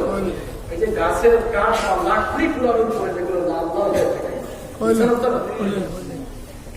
চলন্ত কয়লার উপরে এবার খাব্বাব রাদিয়াল্লাহু আনহুকে কাফের বেঈমানগুলো চিৎ করে শুইয়ে দিত। চিৎ করে শুইয়ে দিয়ে বুকের উপরে পাথর চাপা দিয়ে রাখতো।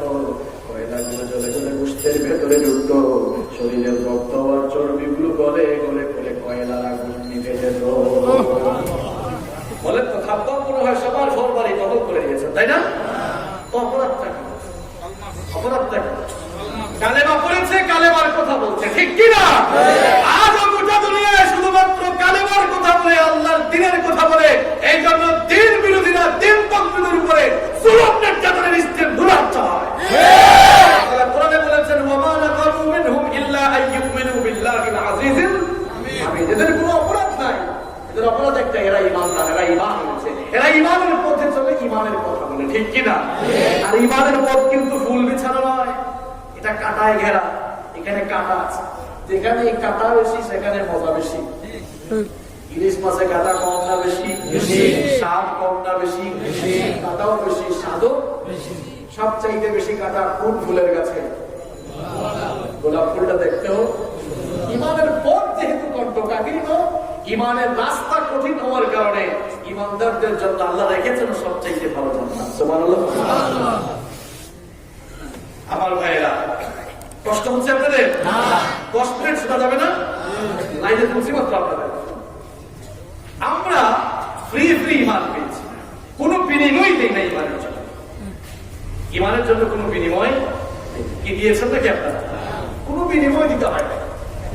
কিন্তু রাসূল করিম সাল্লাল্লাহু আলাইহি ওয়াসাল্লামের সাহাবীরা তারা ফ্রি ফ্রি ইমান পান নাই, ইমানের জন্য বিনিময় দিয়েছেন। নিজের জানও দিয়েছেন, মালও, নিজেদের ধন সম্পদ সবকিছু আল্লাহর দ্বীনের জন্য উজাড় করে বেরিয়ে দিয়েছেন। আল্লাহু আকবার। আপনার পকেট থেকে তো পয়সা হবে না, কয় হুজুর কি জান দিয়ে দেব, কিন্তু মাল দিতে নফারম, মাল নফারম দেব। আল্লাহ তাআলা আমাদের দুর্বলতার জায়গা জানেন, এই জন্য কোরআনে কারীমে যত জায়গায় জান মাল দেওয়ার কথা আল্লাহ বলেছেন, আল্লাহ তাআলা জান দেওয়ার আগে মালের কথা প্রমাণটা তুজাহিদুনা ফি সাবিলিল্লাহ বিআনফুসিকুম আগে নাকি বিআমওয়ালিকুম আগে? বলেন তো কি আগে? আনফুসিকুম আগে নাকি বিআমওয়ালিকুম আগে? আমওয়ালিকুম, বিআমওয়ালিকুম আনফুসিকুম। আল্লাহ তাআলা দুর্বলতার জায়গা জানেন। আল্লাহ বলে, এই তোর মাল দে, জান দিস পড়ে, আগে কি দে? মাল দে। মাল বের হয়, মাল বের হয়, মাল তো বের হয় না। আশা করছো মাল তো বের হয় না। আর বিশ্বনবী সাহাবীদের ইশকের নমুনাটা এবারে বুঝেন মাল কেমনে দিয়েছেন। তাবুকের যুদ্ধের ঘটনা সবাই জানেন। তাবুকের যুদ্ধের দিকে যাচ্ছি না, মদিনায় একজন ইয়াতীম ছেলের খেজুরের একটি বাগান ছিল। তার বাগানের পাশে আবু বকর রাদিয়াল্লাহু আনহু খেজুরের আরেকটি বাগান ছিল। এবার ওই ইয়াতীম ছেলে যখন বাগানের দেয়াল নির্মাণ করতে যাবে, দেখা গেল আবু বকর বাগানের একটি গাছ তার অংশে পড়ে গেল। এবার ঝামেলা আছে না নাই? ইয়াতীম ছেলেটি বলল, ওগো আল্লাহর রাসূলের সাহাবী আবু বকর রাদিয়াল্লাহু আনহু, আপনার সীমানার একটা গাছ যেহেতু আমার অংশে পড়ে গিয়েছে, এই গাছটা আমার কাছে বিক্রি করে দেয় অথবা আমাকে দান করে দেন। আবু বকর রাদিয়াল্লাহু আনহু রাজি হলেন না। এবার দুজনেই বিশ্বনবীর দরবারে গেলেন।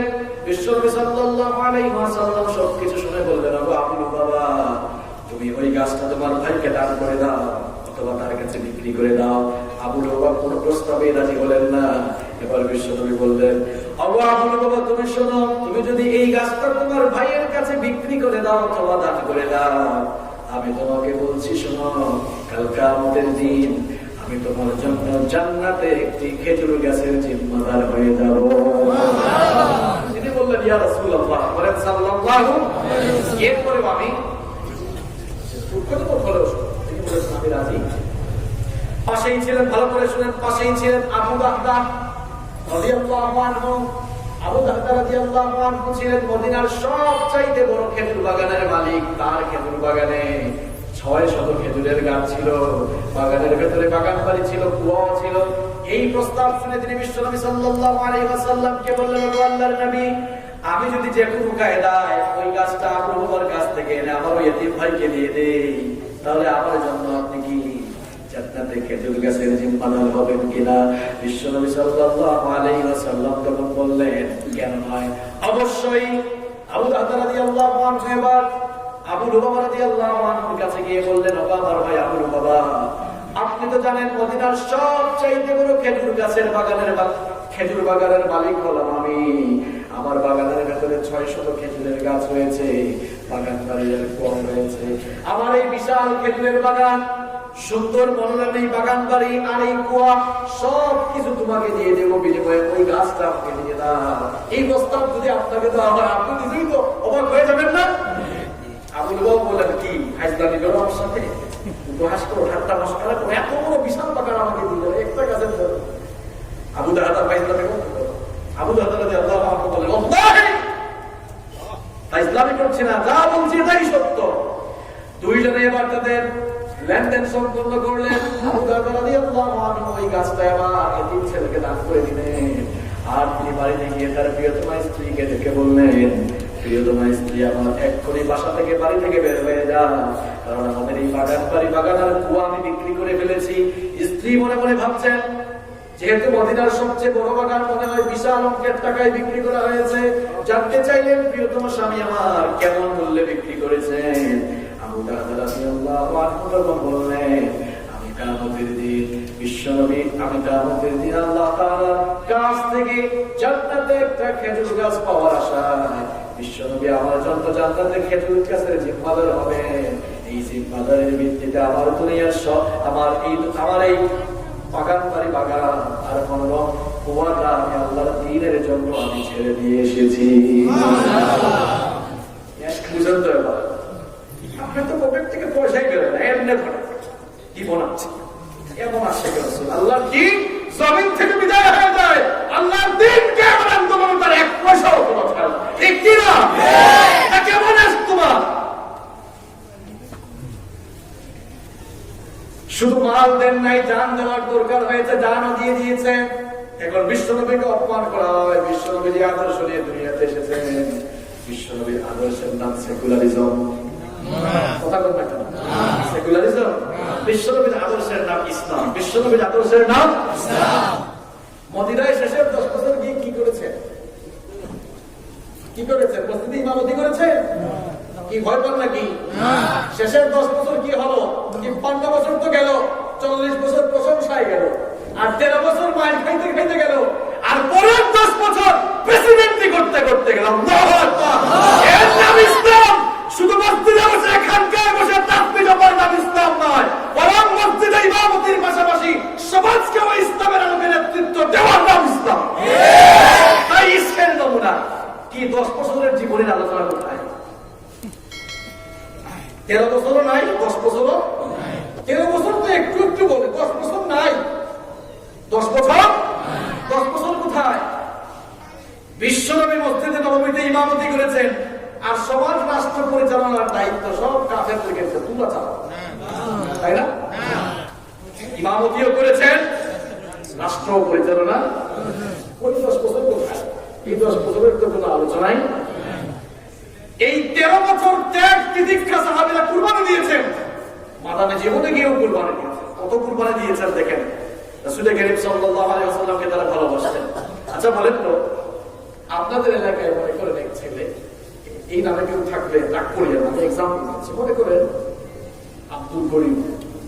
আব্দুল করিম বলে আমি আমার বাবা মাকে খুব ভালোবাসি, মুখ দিয়ে বলে আমি খুব ভালোবাসি, আর বাস্তবতা হলো এই তার মা বাপকে গালিগালাজ করে, খোঁজ খবর দেয় না, চিকিৎসা করায় না, তাদের দেখাশোনা করে না। আচ্ছা আপনারা বলেন তো, এই আবুল কালামকে আপনারা কি সুসন্তান বলবেন নাকি বেয়াদব বলবেন? কেন? এ মুখ দিয়ে ভালোবাসার কথা বলে, কোথায় আর কাজে তার কোনো মিল নাই। এখন আমি বললাম আমি আশিক রাসূল, আমি নবী প্রেমিক। এখন নবীজির সাহাবীরা আল্লাহর দ্বীন কায়েমের জন্য তারা কর্মসূচি চালালেন, আমার জীবনে দ্বীন কায়েমের কর্মসূচি নাই। এখন এটাকে আশিক রাসূল না আশিক শয়তান?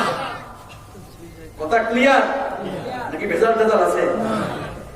তাহলে মুখ দিয়ে বলে বাবা মাকে ভালোবাসি, কিন্তু আসলে বাবা মার খোঁজ খবর নেয় না। মুখ দিয়ে বলে আমি আশিক রাসূল, আসলে দেখেন নামাজও নাই, রোজাও। তাহলে নবীজির আদর্শের ভেতরে নামাজ আছে না নাই? আমি বললাম আমি নবীকে ভালোবাসি, নবী প্রেমিক, আমার মুখে দাঁড়িয়ে নাই, এটা কি হইল? দাঁড়িয়ে রাখা সুন্নত নাকি নফল? দাঁড়িয়ে রাখা সুন্নত নাকি নফল? আমি বললাম আমি নবীকে ভালোবাসি। এখন নবীকে ভালোবাসার ভেতরে, নবীজির আদর্শের ভেতরে মা বাবার খেদমত আছে না নাই? এক সাহাবী এসে বললেন, ও আল্লাহর নবী আপনার সাথে জিহাদে যাবেন। বিশ্বনবী বললেন, হাল লাকা মিন উম্মিন, তোমার কি মা আছে? সাহাবী বললেন, বালা, আমার তো মা আছে। বিশ্বনবী বললেন, জিহাদে আর যাওয়া লাগবে না, বাড়িতে যাও, মায়ের খেদমত করো, এটাই তোমার জন্য বড় জিহাদ। সুবহানাল্লাহ। কারণ এতে মুখ দিয়ে বলে আশিক রাসূল আশিক রাসূল, মায়ের খেদমত করে নাই, এটাকে আশিক রাসূল না আশিক শয়তান? বিশ্বনবীর আদর্শের ভেতরে সুদ ঘুষের কারবার আছে? কথা বল না কেন? এখন বিশ্বনবীর আদর্শের ভেতরে সুদ ঘুষের কারবার নাই। এখন মুখ দিয়ে বলে আশিক রাসূল, দেখা যায় এলাকার সবচেয়ে বড় সুদ ঘুরার ঘুষ ঘুষে, দেখে আশিক রাসূল না আশিক শয়তান? এই লোকগুলা দেখা যায় সবাই না, মিলতেও পারে, মিললে আমার কোনো দোষ নাই। আমার কোনো দোষ আছে? আমি আপনাদেরকে চিনি। কেউ কেউ তো আছে আমার মসজিদেও আগের কাতারে, সুদ ঘুষ খাবার বেলায় আগের কাতারে, একদম সমান তারা, তাই না? এটা আশিক রাসূলের নমুনা হইল? নবীজির ভালোবাসার জীবনের ভেতরে, আদর্শের ভেতরে সুদ ঘুষের কারবার আছে? তা আপনার জীবনে আছে কেন? আমরা নবীজিকে আমাদের জীবনের চেয়ে বেশি ভালোবাসি। রাজি আছেন সবাই? কিন্তু এই ভালোবাসার নমুনাটা কেমন হবে? দৃষ্টান্তটা কেমন হবে? দৃষ্টান্ত হবে আমাদের জন্ম থেকে নিয়ে মৃত্যু পর্যন্ত গোটা জীবন যার আদর্শ মানব, তিনি হচ্ছেন মুহাম্মদ সাল্লাল্লাহু আলাইহি ওয়াসাল্লাম। তখনই আমরা সত্যিকারের আশিক রাসূল হতে। আমার নবী সাহাবীরা এভাবেই তাদের জান মাল সবকিছু বিলিয়ে দিয়েছে। দেখেন ইসলামের প্রথম যুদ্ধ নাম কি ছিল? কথা বল। বদরের যুদ্ধ। এই যুদ্ধটা কঠিন ছিল না সহজ ছিল? তাদের কষ্ট হচ্ছে, এই ঘটনাটা বলে শেষ করছি। খুব কঠিন ছিল। আমি যদি বলি কঠিন কেন, আপনারা বলবেন হুজুর আমরা তো জানি যে কাফেরের সংখ্যা 1000 আর মুসলমানদের সংখ্যা কত? 300। না, এই জন্য কঠিন, কারণ সংখ্যায় কম হবে, ঐক্যবদ্ধ থাকলে সংখ্যা গরিষ্ঠকে কিন্তু হারানো। উদাহরণ হচ্ছে 1971 সালে আমাদের দেশের সোনার ছেলেরা, ট্রেনিং নাই, কিছুই নাই, এরপরেও সবাই ঐক্যবদ্ধ ছিল, মনোবল ছিল, পাকিস্তানের জানোয়ারদেরকে হারিয়ে দেয় নাই। ঐক্যবদ্ধ থাকলে সেটা সম্ভব হয়। 52 ভাষা আন্দোলন আপনি দেখেন, শুধু অস্ত্র দিয়ে সবকিছু করা যায় না, মনোবল আর ঐক্যই হচ্ছে সফলতার মূল, ঠিক কিনা? কঠিন ছিল অন্য কারণে। কারণটা কি বলবো? তখন সিচুয়েশন বা পরিস্থিতি এমন ছিল, ছেলে ইসলাম কবুল করেছে কিন্তু বাপ এখনো ইসলাম কবুল করেনি, ভাতিজা ইসলাম করেছে কিন্তু চাচা এখনো ইসলাম কবুল করেনি। এখন দেখা গেল যুদ্ধের ময়দানে বাপ বেটা মুখোমুখি হয়ে গেছে, চাচা ভাতিজা। এটা কি সোজা কথা? ছেলে বাপের বিরুদ্ধে অস্ত্র তুলবে, চাচা ভাতিজার বিরুদ্ধে অস্ত্র তুলবে, সোজা কথা এটা মনে করেন? বিশ্বনবী সাল্লাল্লাহু আলাইহি ওয়াসাল্লাম পেরেশানিতে পড়লেন, আহারে আজ যদি আমার সাহাবীদের অন্তরে ইসলামের চেতনা, শাহাদাতের চেতনা কাজ না করে, আত্মীয়তার চেতনার টান মারে কাজ করে, তাহলে পরাজয় আছে না নাই? মুসলিম শরীফের মধ্যে হাদিস বর্ণিত হয়েছে, বিশ্বনবীর এই পেরেশানি থেকে মিকদাদ বিন আমর রাদিয়াল্লাহু আনহু দাঁড়িয়ে গেলেন। ফাকাল আল মিকদাদ, তিনি দাঁড়িয়ে বললেন, ইমদি লিমা আরাকাল্লাহ ওয়া নাহনু মা'আক। ওগো আল্লাহর নবী, আপনার এই বিচলিত অবস্থা আমি বুঝতে পেরেছি। ফ্রাস্ট্রেট হওয়ার কোনো কারণ নাই, আপনার মন যেদিকে চায় সেদিকে আমাদেরকে নিয়ে যান। ওয়াল্লাহি, আল্লাহর কসম করে বলছি, আপনার লা নাকুলু লাকা কামা ক্বালাত বানু ইসরাঈল লিমূসা। বনি ইসরাঈলের লোকেরা মুসা আলাইহিস সালামের সাথে একবার যুদ্ধে গিয়েছে। যুদ্ধের ময়দানে গিয়ে, যুদ্ধে গেল তারা তরবারিটা করে নিয়ে গেল, যুদ্ধ করার প্রস্তুতি নিয়ে গেল, কিন্তু যুদ্ধের ময়দানে গিয়ে বলে মুসা আমরা আসছি কিন্তু যুদ্ধ করার জন্য আসে নাই। মুসা আলাইহিস সালাম বলেন তাহলে কেন আসছো? তারা বলল ইনহাম আনতা ওয়া রাব্বুকা ফাকাতিলা ইন্না হাউনা ফাইদুন। তুমি আর তোমার আল্লাহ গিয়ে যুদ্ধ করো, আমরা যুদ্ধ করার জন্য আসি নাই, আমরা দর্শক হয়ে দাঁড়িয়ে দাঁড়িয়ে দেখার জন্য আসছি। কি সাংঘাতিক উম্মত এগুলো দেখেছেন? যুদ্ধের ময়দানে নবীর সাথে গিয়ে বলে ইনহাম আনতা ওয়া রাব্বুকা, তুমি আর তোমার আল্লাহ গিয়ে যুদ্ধ করো। ফাকাতিলা ইন্না হাউনা ফাইদুন, আমরা দাঁড়িয়ে আছি এখানে দেখি তুমি আর তোমার আল্লাহ কেমন ফাইট করতে। মেহতাজ রাদিয়াল্লাহু আনহু বললেন আমরা এদের মতো আচরণ আপনার সাথে করব না, বরং আমরা বলবো ইযহাব আনতা ওয়া রাব্বুকা ফাকাতিলা ইন্না মাআকুমা মুকাতিলুন। আমরা বলবো নিয়ে যান আমাদেরকে জিহাদের ময়দানে, শাহাদাতের ময়দানে, যেখানে আমরা শহীদ হব। যতক্ষণ পর্যন্ত আমাদের দেহে প্রাণ থাকবে ততক্ষণ আল্লাহর জন্য আর তার রাসূলের জন্য আমরা লড়াই চালিয়ে যাব। বিশ্বনবী সাল্লাল্লাহু আলাইহি ওয়াসাল্লাম খুশি হয়ে গেলেন। খুশি হয়ে তিনি বললেন আচ্ছা এই যদি তোমাদের মনোবাসনা হয়, হুবু ইলা জান্নাতিন আরদুহা কাআরদিস সামাওয়াতি ওয়াল আরদ, চলো সেই জান্নাতের দিকে, যে জান্নাতকে আল্লাহ তাআলা তোমাদের মতো মুজাহিদ আর শাহাদাতের তামান্না লালনকারী লোকদের জন্য আকাশ আর জমিনের চেয়ে আরো বিশাল করে বানিয়েছেন। একজন সাহাবী, তার নাম হচ্ছে উমাইর ইবনুল হুমাম আল আনসারী, ওয়া কানা ইয়াকুলুত তামর, তিনি খেজুর খাচ্ছিলেন। দেখবেন আপনারা অনেক সময় নেতারা বক্তব্য দেওয়ার কর্মীরা বাদাম খায়, খায় না, চটপটি খায়, চিপস খায়। তো বিশ্বনবীও কথা বলছেন, একজন সাহাবী পকেট থেকে বের করে বলে কি খাচ্ছেন? খেজুর খাচ্ছেন। বাদাম না, খেজুর। তামার মানে হচ্ছে খেজুর, খেজুর খাচ্ছেন। এই কথা শুনে তিনি বললেন বাহ বাহ ইয়া রাসূলুল্লাহ, বলেন সাল্লাল্লাহু আলাইহি ওয়াসাল্লাম। বাহ বাহ মানে এটা লুগাতুল মুহাল্লি, আঞ্চলিক ভাষা। আমাদের দেশে আঞ্চলিক অনেক ভাষা আছে না, চট্টগ্রামে এক ভাষা, ইবা হাওয়া তোমরা কেমন আছো? হ্যাঁ, আবার সিলেটে যান কিতা বাবা না ইয়াউগা তাওগা মুগা যাবা, অন্য ওখানে যান আসছেন কেন, খাইছেন কেন, ভালো আছেন কেন, সব জায়গায় কেন। পানকে বানাইছে হাম, তাই না? মধুকে বানাইছে, এরপরে পানকে বানাইছে কি হাম, পানিকে বানাইছে হানি। আমি তো একবার ওখানে বিপদেই পড়লাম, প্রচন্ড শীত, ফেলে গেলাম, বলে হুজুর হানি খাবেন? হানি। আমি তো ভাবছি হায় হায়, শীতের মধ্যে যদি একটু মধু পাওয়া যায় খারাপ তো না। হানি মানে কি? আমি ভাবছি লোকটা কত লোক ইংলিশে বলছে, ভাই নিয়ে আসেন, তাড়াতাড়ি আসেন, কিছুক্ষণ পর পানি নিয়ে আসেন। বললেন হানি, দিলেন তো পানি। কই হুজুর আমি তো হানির কথাই কইলাম, হানি গিয়ে তার আঞ্চলিকতা আমাদের দেশে আছে না? তো বাহ বাহ, এটি হচ্ছে লুগাতুল মুহাল্লি, ইয়ানি মা আহসানাহু ওয়া মা আযমাহু। কি চমৎকার কথা আপনি বললেন। আমাদের জন্য আল্লাহ তাআলা আমাদের জন্য আকাশ জমিনের চেয়ে আরো বড় জান্নাত বানিয়েছেন। বিশ্বনবী বললেন বাবা, সাহাবী তখন বললেন এই যদি হয়, লা ইন আনা হুইতু আন আকুলা তামারাতি হাদিহি ইন্নাহা লাহায়াতুন তাবিলা, আপনার জবান থেকে এই কথা শোনার পরে যদি আমি খেজুর খেয়ে সময় নষ্ট করি, তাহলে তো জান্নাতে যেতে আমার দেরি হবে, লেট হবে। খেজুরের প্যাকেটটা ছুঁড়ে ফেলে দিলেন, উলঙ্গ তরবারি হাতে নিয়ে সিংহ শাবকের মতো লড়াই করতে করতে অনেকগুলো কাফেরকে জাহান্নামে পাঠিয়ে তিনিও শাহাদাতের পেয়ালা পান করলেন। বদরের শহীদদের লাশগুলো একত্রিত করা হলো। সাহাবারা বললেন আল্লাহর নবী, একে চিনেছেন তো আপনি? ওই উমাইর যে হাত থেকে খেজুরের প্যাকেট পর্যন্ত ফেলে দিয়েছিল। রাসূল সাল্লাল্লাহু আলাইহি ওয়াসাল্লাম তখন বললেন আমার সাহাবীরা শোনো, আবার পাগল এই সাহাবী জান্নাতে যেতে দেরি হয়ে যাবে, এই জন্য খেজুর ফেলে দিয়ে শাহাদাতের তামাম শাহাদাতের পেয়ালা সে পান করে। সবাই সাক্ষী থাকো, ইন্নাহু মিন আহলিহা, নিশ্চয় নিঃসন্দেহে আমার এই সাহাবী ওই জান্নাতের ওয়ারিস হয়ে যাবে। তাহলে আমরা রাসূল সাল্লাল্লাহু আলাইহি ওয়াসাল্লামকে ভালোবাসবো ওনার সাহাবীদের মতো। কাদের মতো? কাদের মতো? অর্থাৎ আমাদের জীবনের সবকিছুর চাইতে প্রিয় হবেন আমাদের রাসূল মুহাম্মদ সাল্লাল্লাহু আলাইহি ওয়াসাল্লাম। বিশ্বনবী বলেছেন লা ইউমিনু আহাদুকুম হাত্তা আকুনা আহাব্বা ইলাইহি মিন ওয়ালিদিহি ওয়া ওয়ালাদিহি ওয়ান নাসি আজমাইন। ততক্ষণ পর্যন্ত তুমি ইমানদারি হতে পারবে না যতক্ষণ না তোমার সন্তান সন্ততি তোমার মা বাবা এমনকি দুনিয়ার সবকিছুর চাইতে আমি রাসূল তোমার কাছে প্রিয় না। এখন এই প্রিয় হওয়ার নমুনাটা কেমন এটা বুঝতে হবে। এই প্রিয় হওয়ার নমুনা শুধু বের হয়ে একদিন মিছিল করলে চলবে না।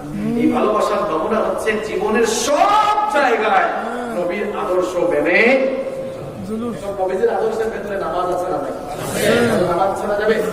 আচ্ছা, নামাজ আপনি কিভাবে ছাড়েন? সালাত ইজ দ্য কি অফ সাকসেস। সালাত হচ্ছে সফলতার চাবিকাঠি। বিশ্বনবী দুনিয়া থেকে বিদায় হয়েছেন, শেষ শব্দটা কি বলে গেলেন? মাশাআল্লাহ। জানেন আপনারা, আমাদের দেশের মানুষ তো বিশেষ করে দেখবেন দিয়ে গেলাম তো ভাইদের দিয়ে ভাই বোনরা একটু মিলেমিশে খাই বলে না? রাসূল কারীম সাল্লাল্লাহু আলাইহি ওয়াসাল্লাম আমাদের সময় বলছেন, আমার উম্মত as-সালাত as-সালাত, আমার উম্মত নামাজ ছেড়ে দিস না, নামাজ ছেড়ে দিস না। আল্লাহু আকবার। তাহলে নবীজির ইশকের ভেতরে আদর্শের ভেতরে নামাজ আছে না নাই? আছে। দাঁড়িয়ে রাখেন না আমার অনেক যুবক ভাইরা, আপনাদের চেহারা অনেকের চেহারা দেখেন মাশাআল্লাহ অনেক সুন্দর। দাঁড়িয়ে রাখলে আপনাদেরকে আরো সুন্দর লাগবে। সুন্দর লাগবে না? আরো সুন্দর লাগবে। দাঁড়িয়ে এটা শুধু নবীর সুন্নাত নয়, এটা পুরুষত্বের লক্ষণ। কারণ নারীর গাল ফ্রেশ, পুরুষের গালও ফ্রেশ থাকলে তো সমস্যা। কোনটা নারী কোনটা পুরুষ বুঝবেন কেমনে আপনি? এখন দেখবেন বৌদ্ধ খ্রিস্টান হিন্দুরাও দাঁড়িয়ে রাখে, এরা সুন্নত হিসেবে রাখে না। অনেকে শুধু স্টাইল না, শুধু স্টাইল না, যত বেশি ক্লিনশিট করবেন আপনার চামড়া তত শক্ত হবে এবং আপনার স্কিনে তত বেশি প্রবলেম দেখা যেতে পারে। এরা ওই জন্য রাখে, সবের পর্যন্ত না। আর ইসলামের প্রত্যেকটি বিধান সাইন্টিফিক। একদিকে সুন্নত পালন হবে, অন্যদিকে আপনি শারীরিক ভাবেও ফায়দা পাবেন। সুবহানাল্লাহ। দাঁড়িয়ে রাখবেন তো আপনারা? কেউ আছে দাঁড়িয়ে রাখে না, বুঝ রেখে দিচ্ছে। আছে কষ্ট পাচ্ছেন নাকি আপনারা?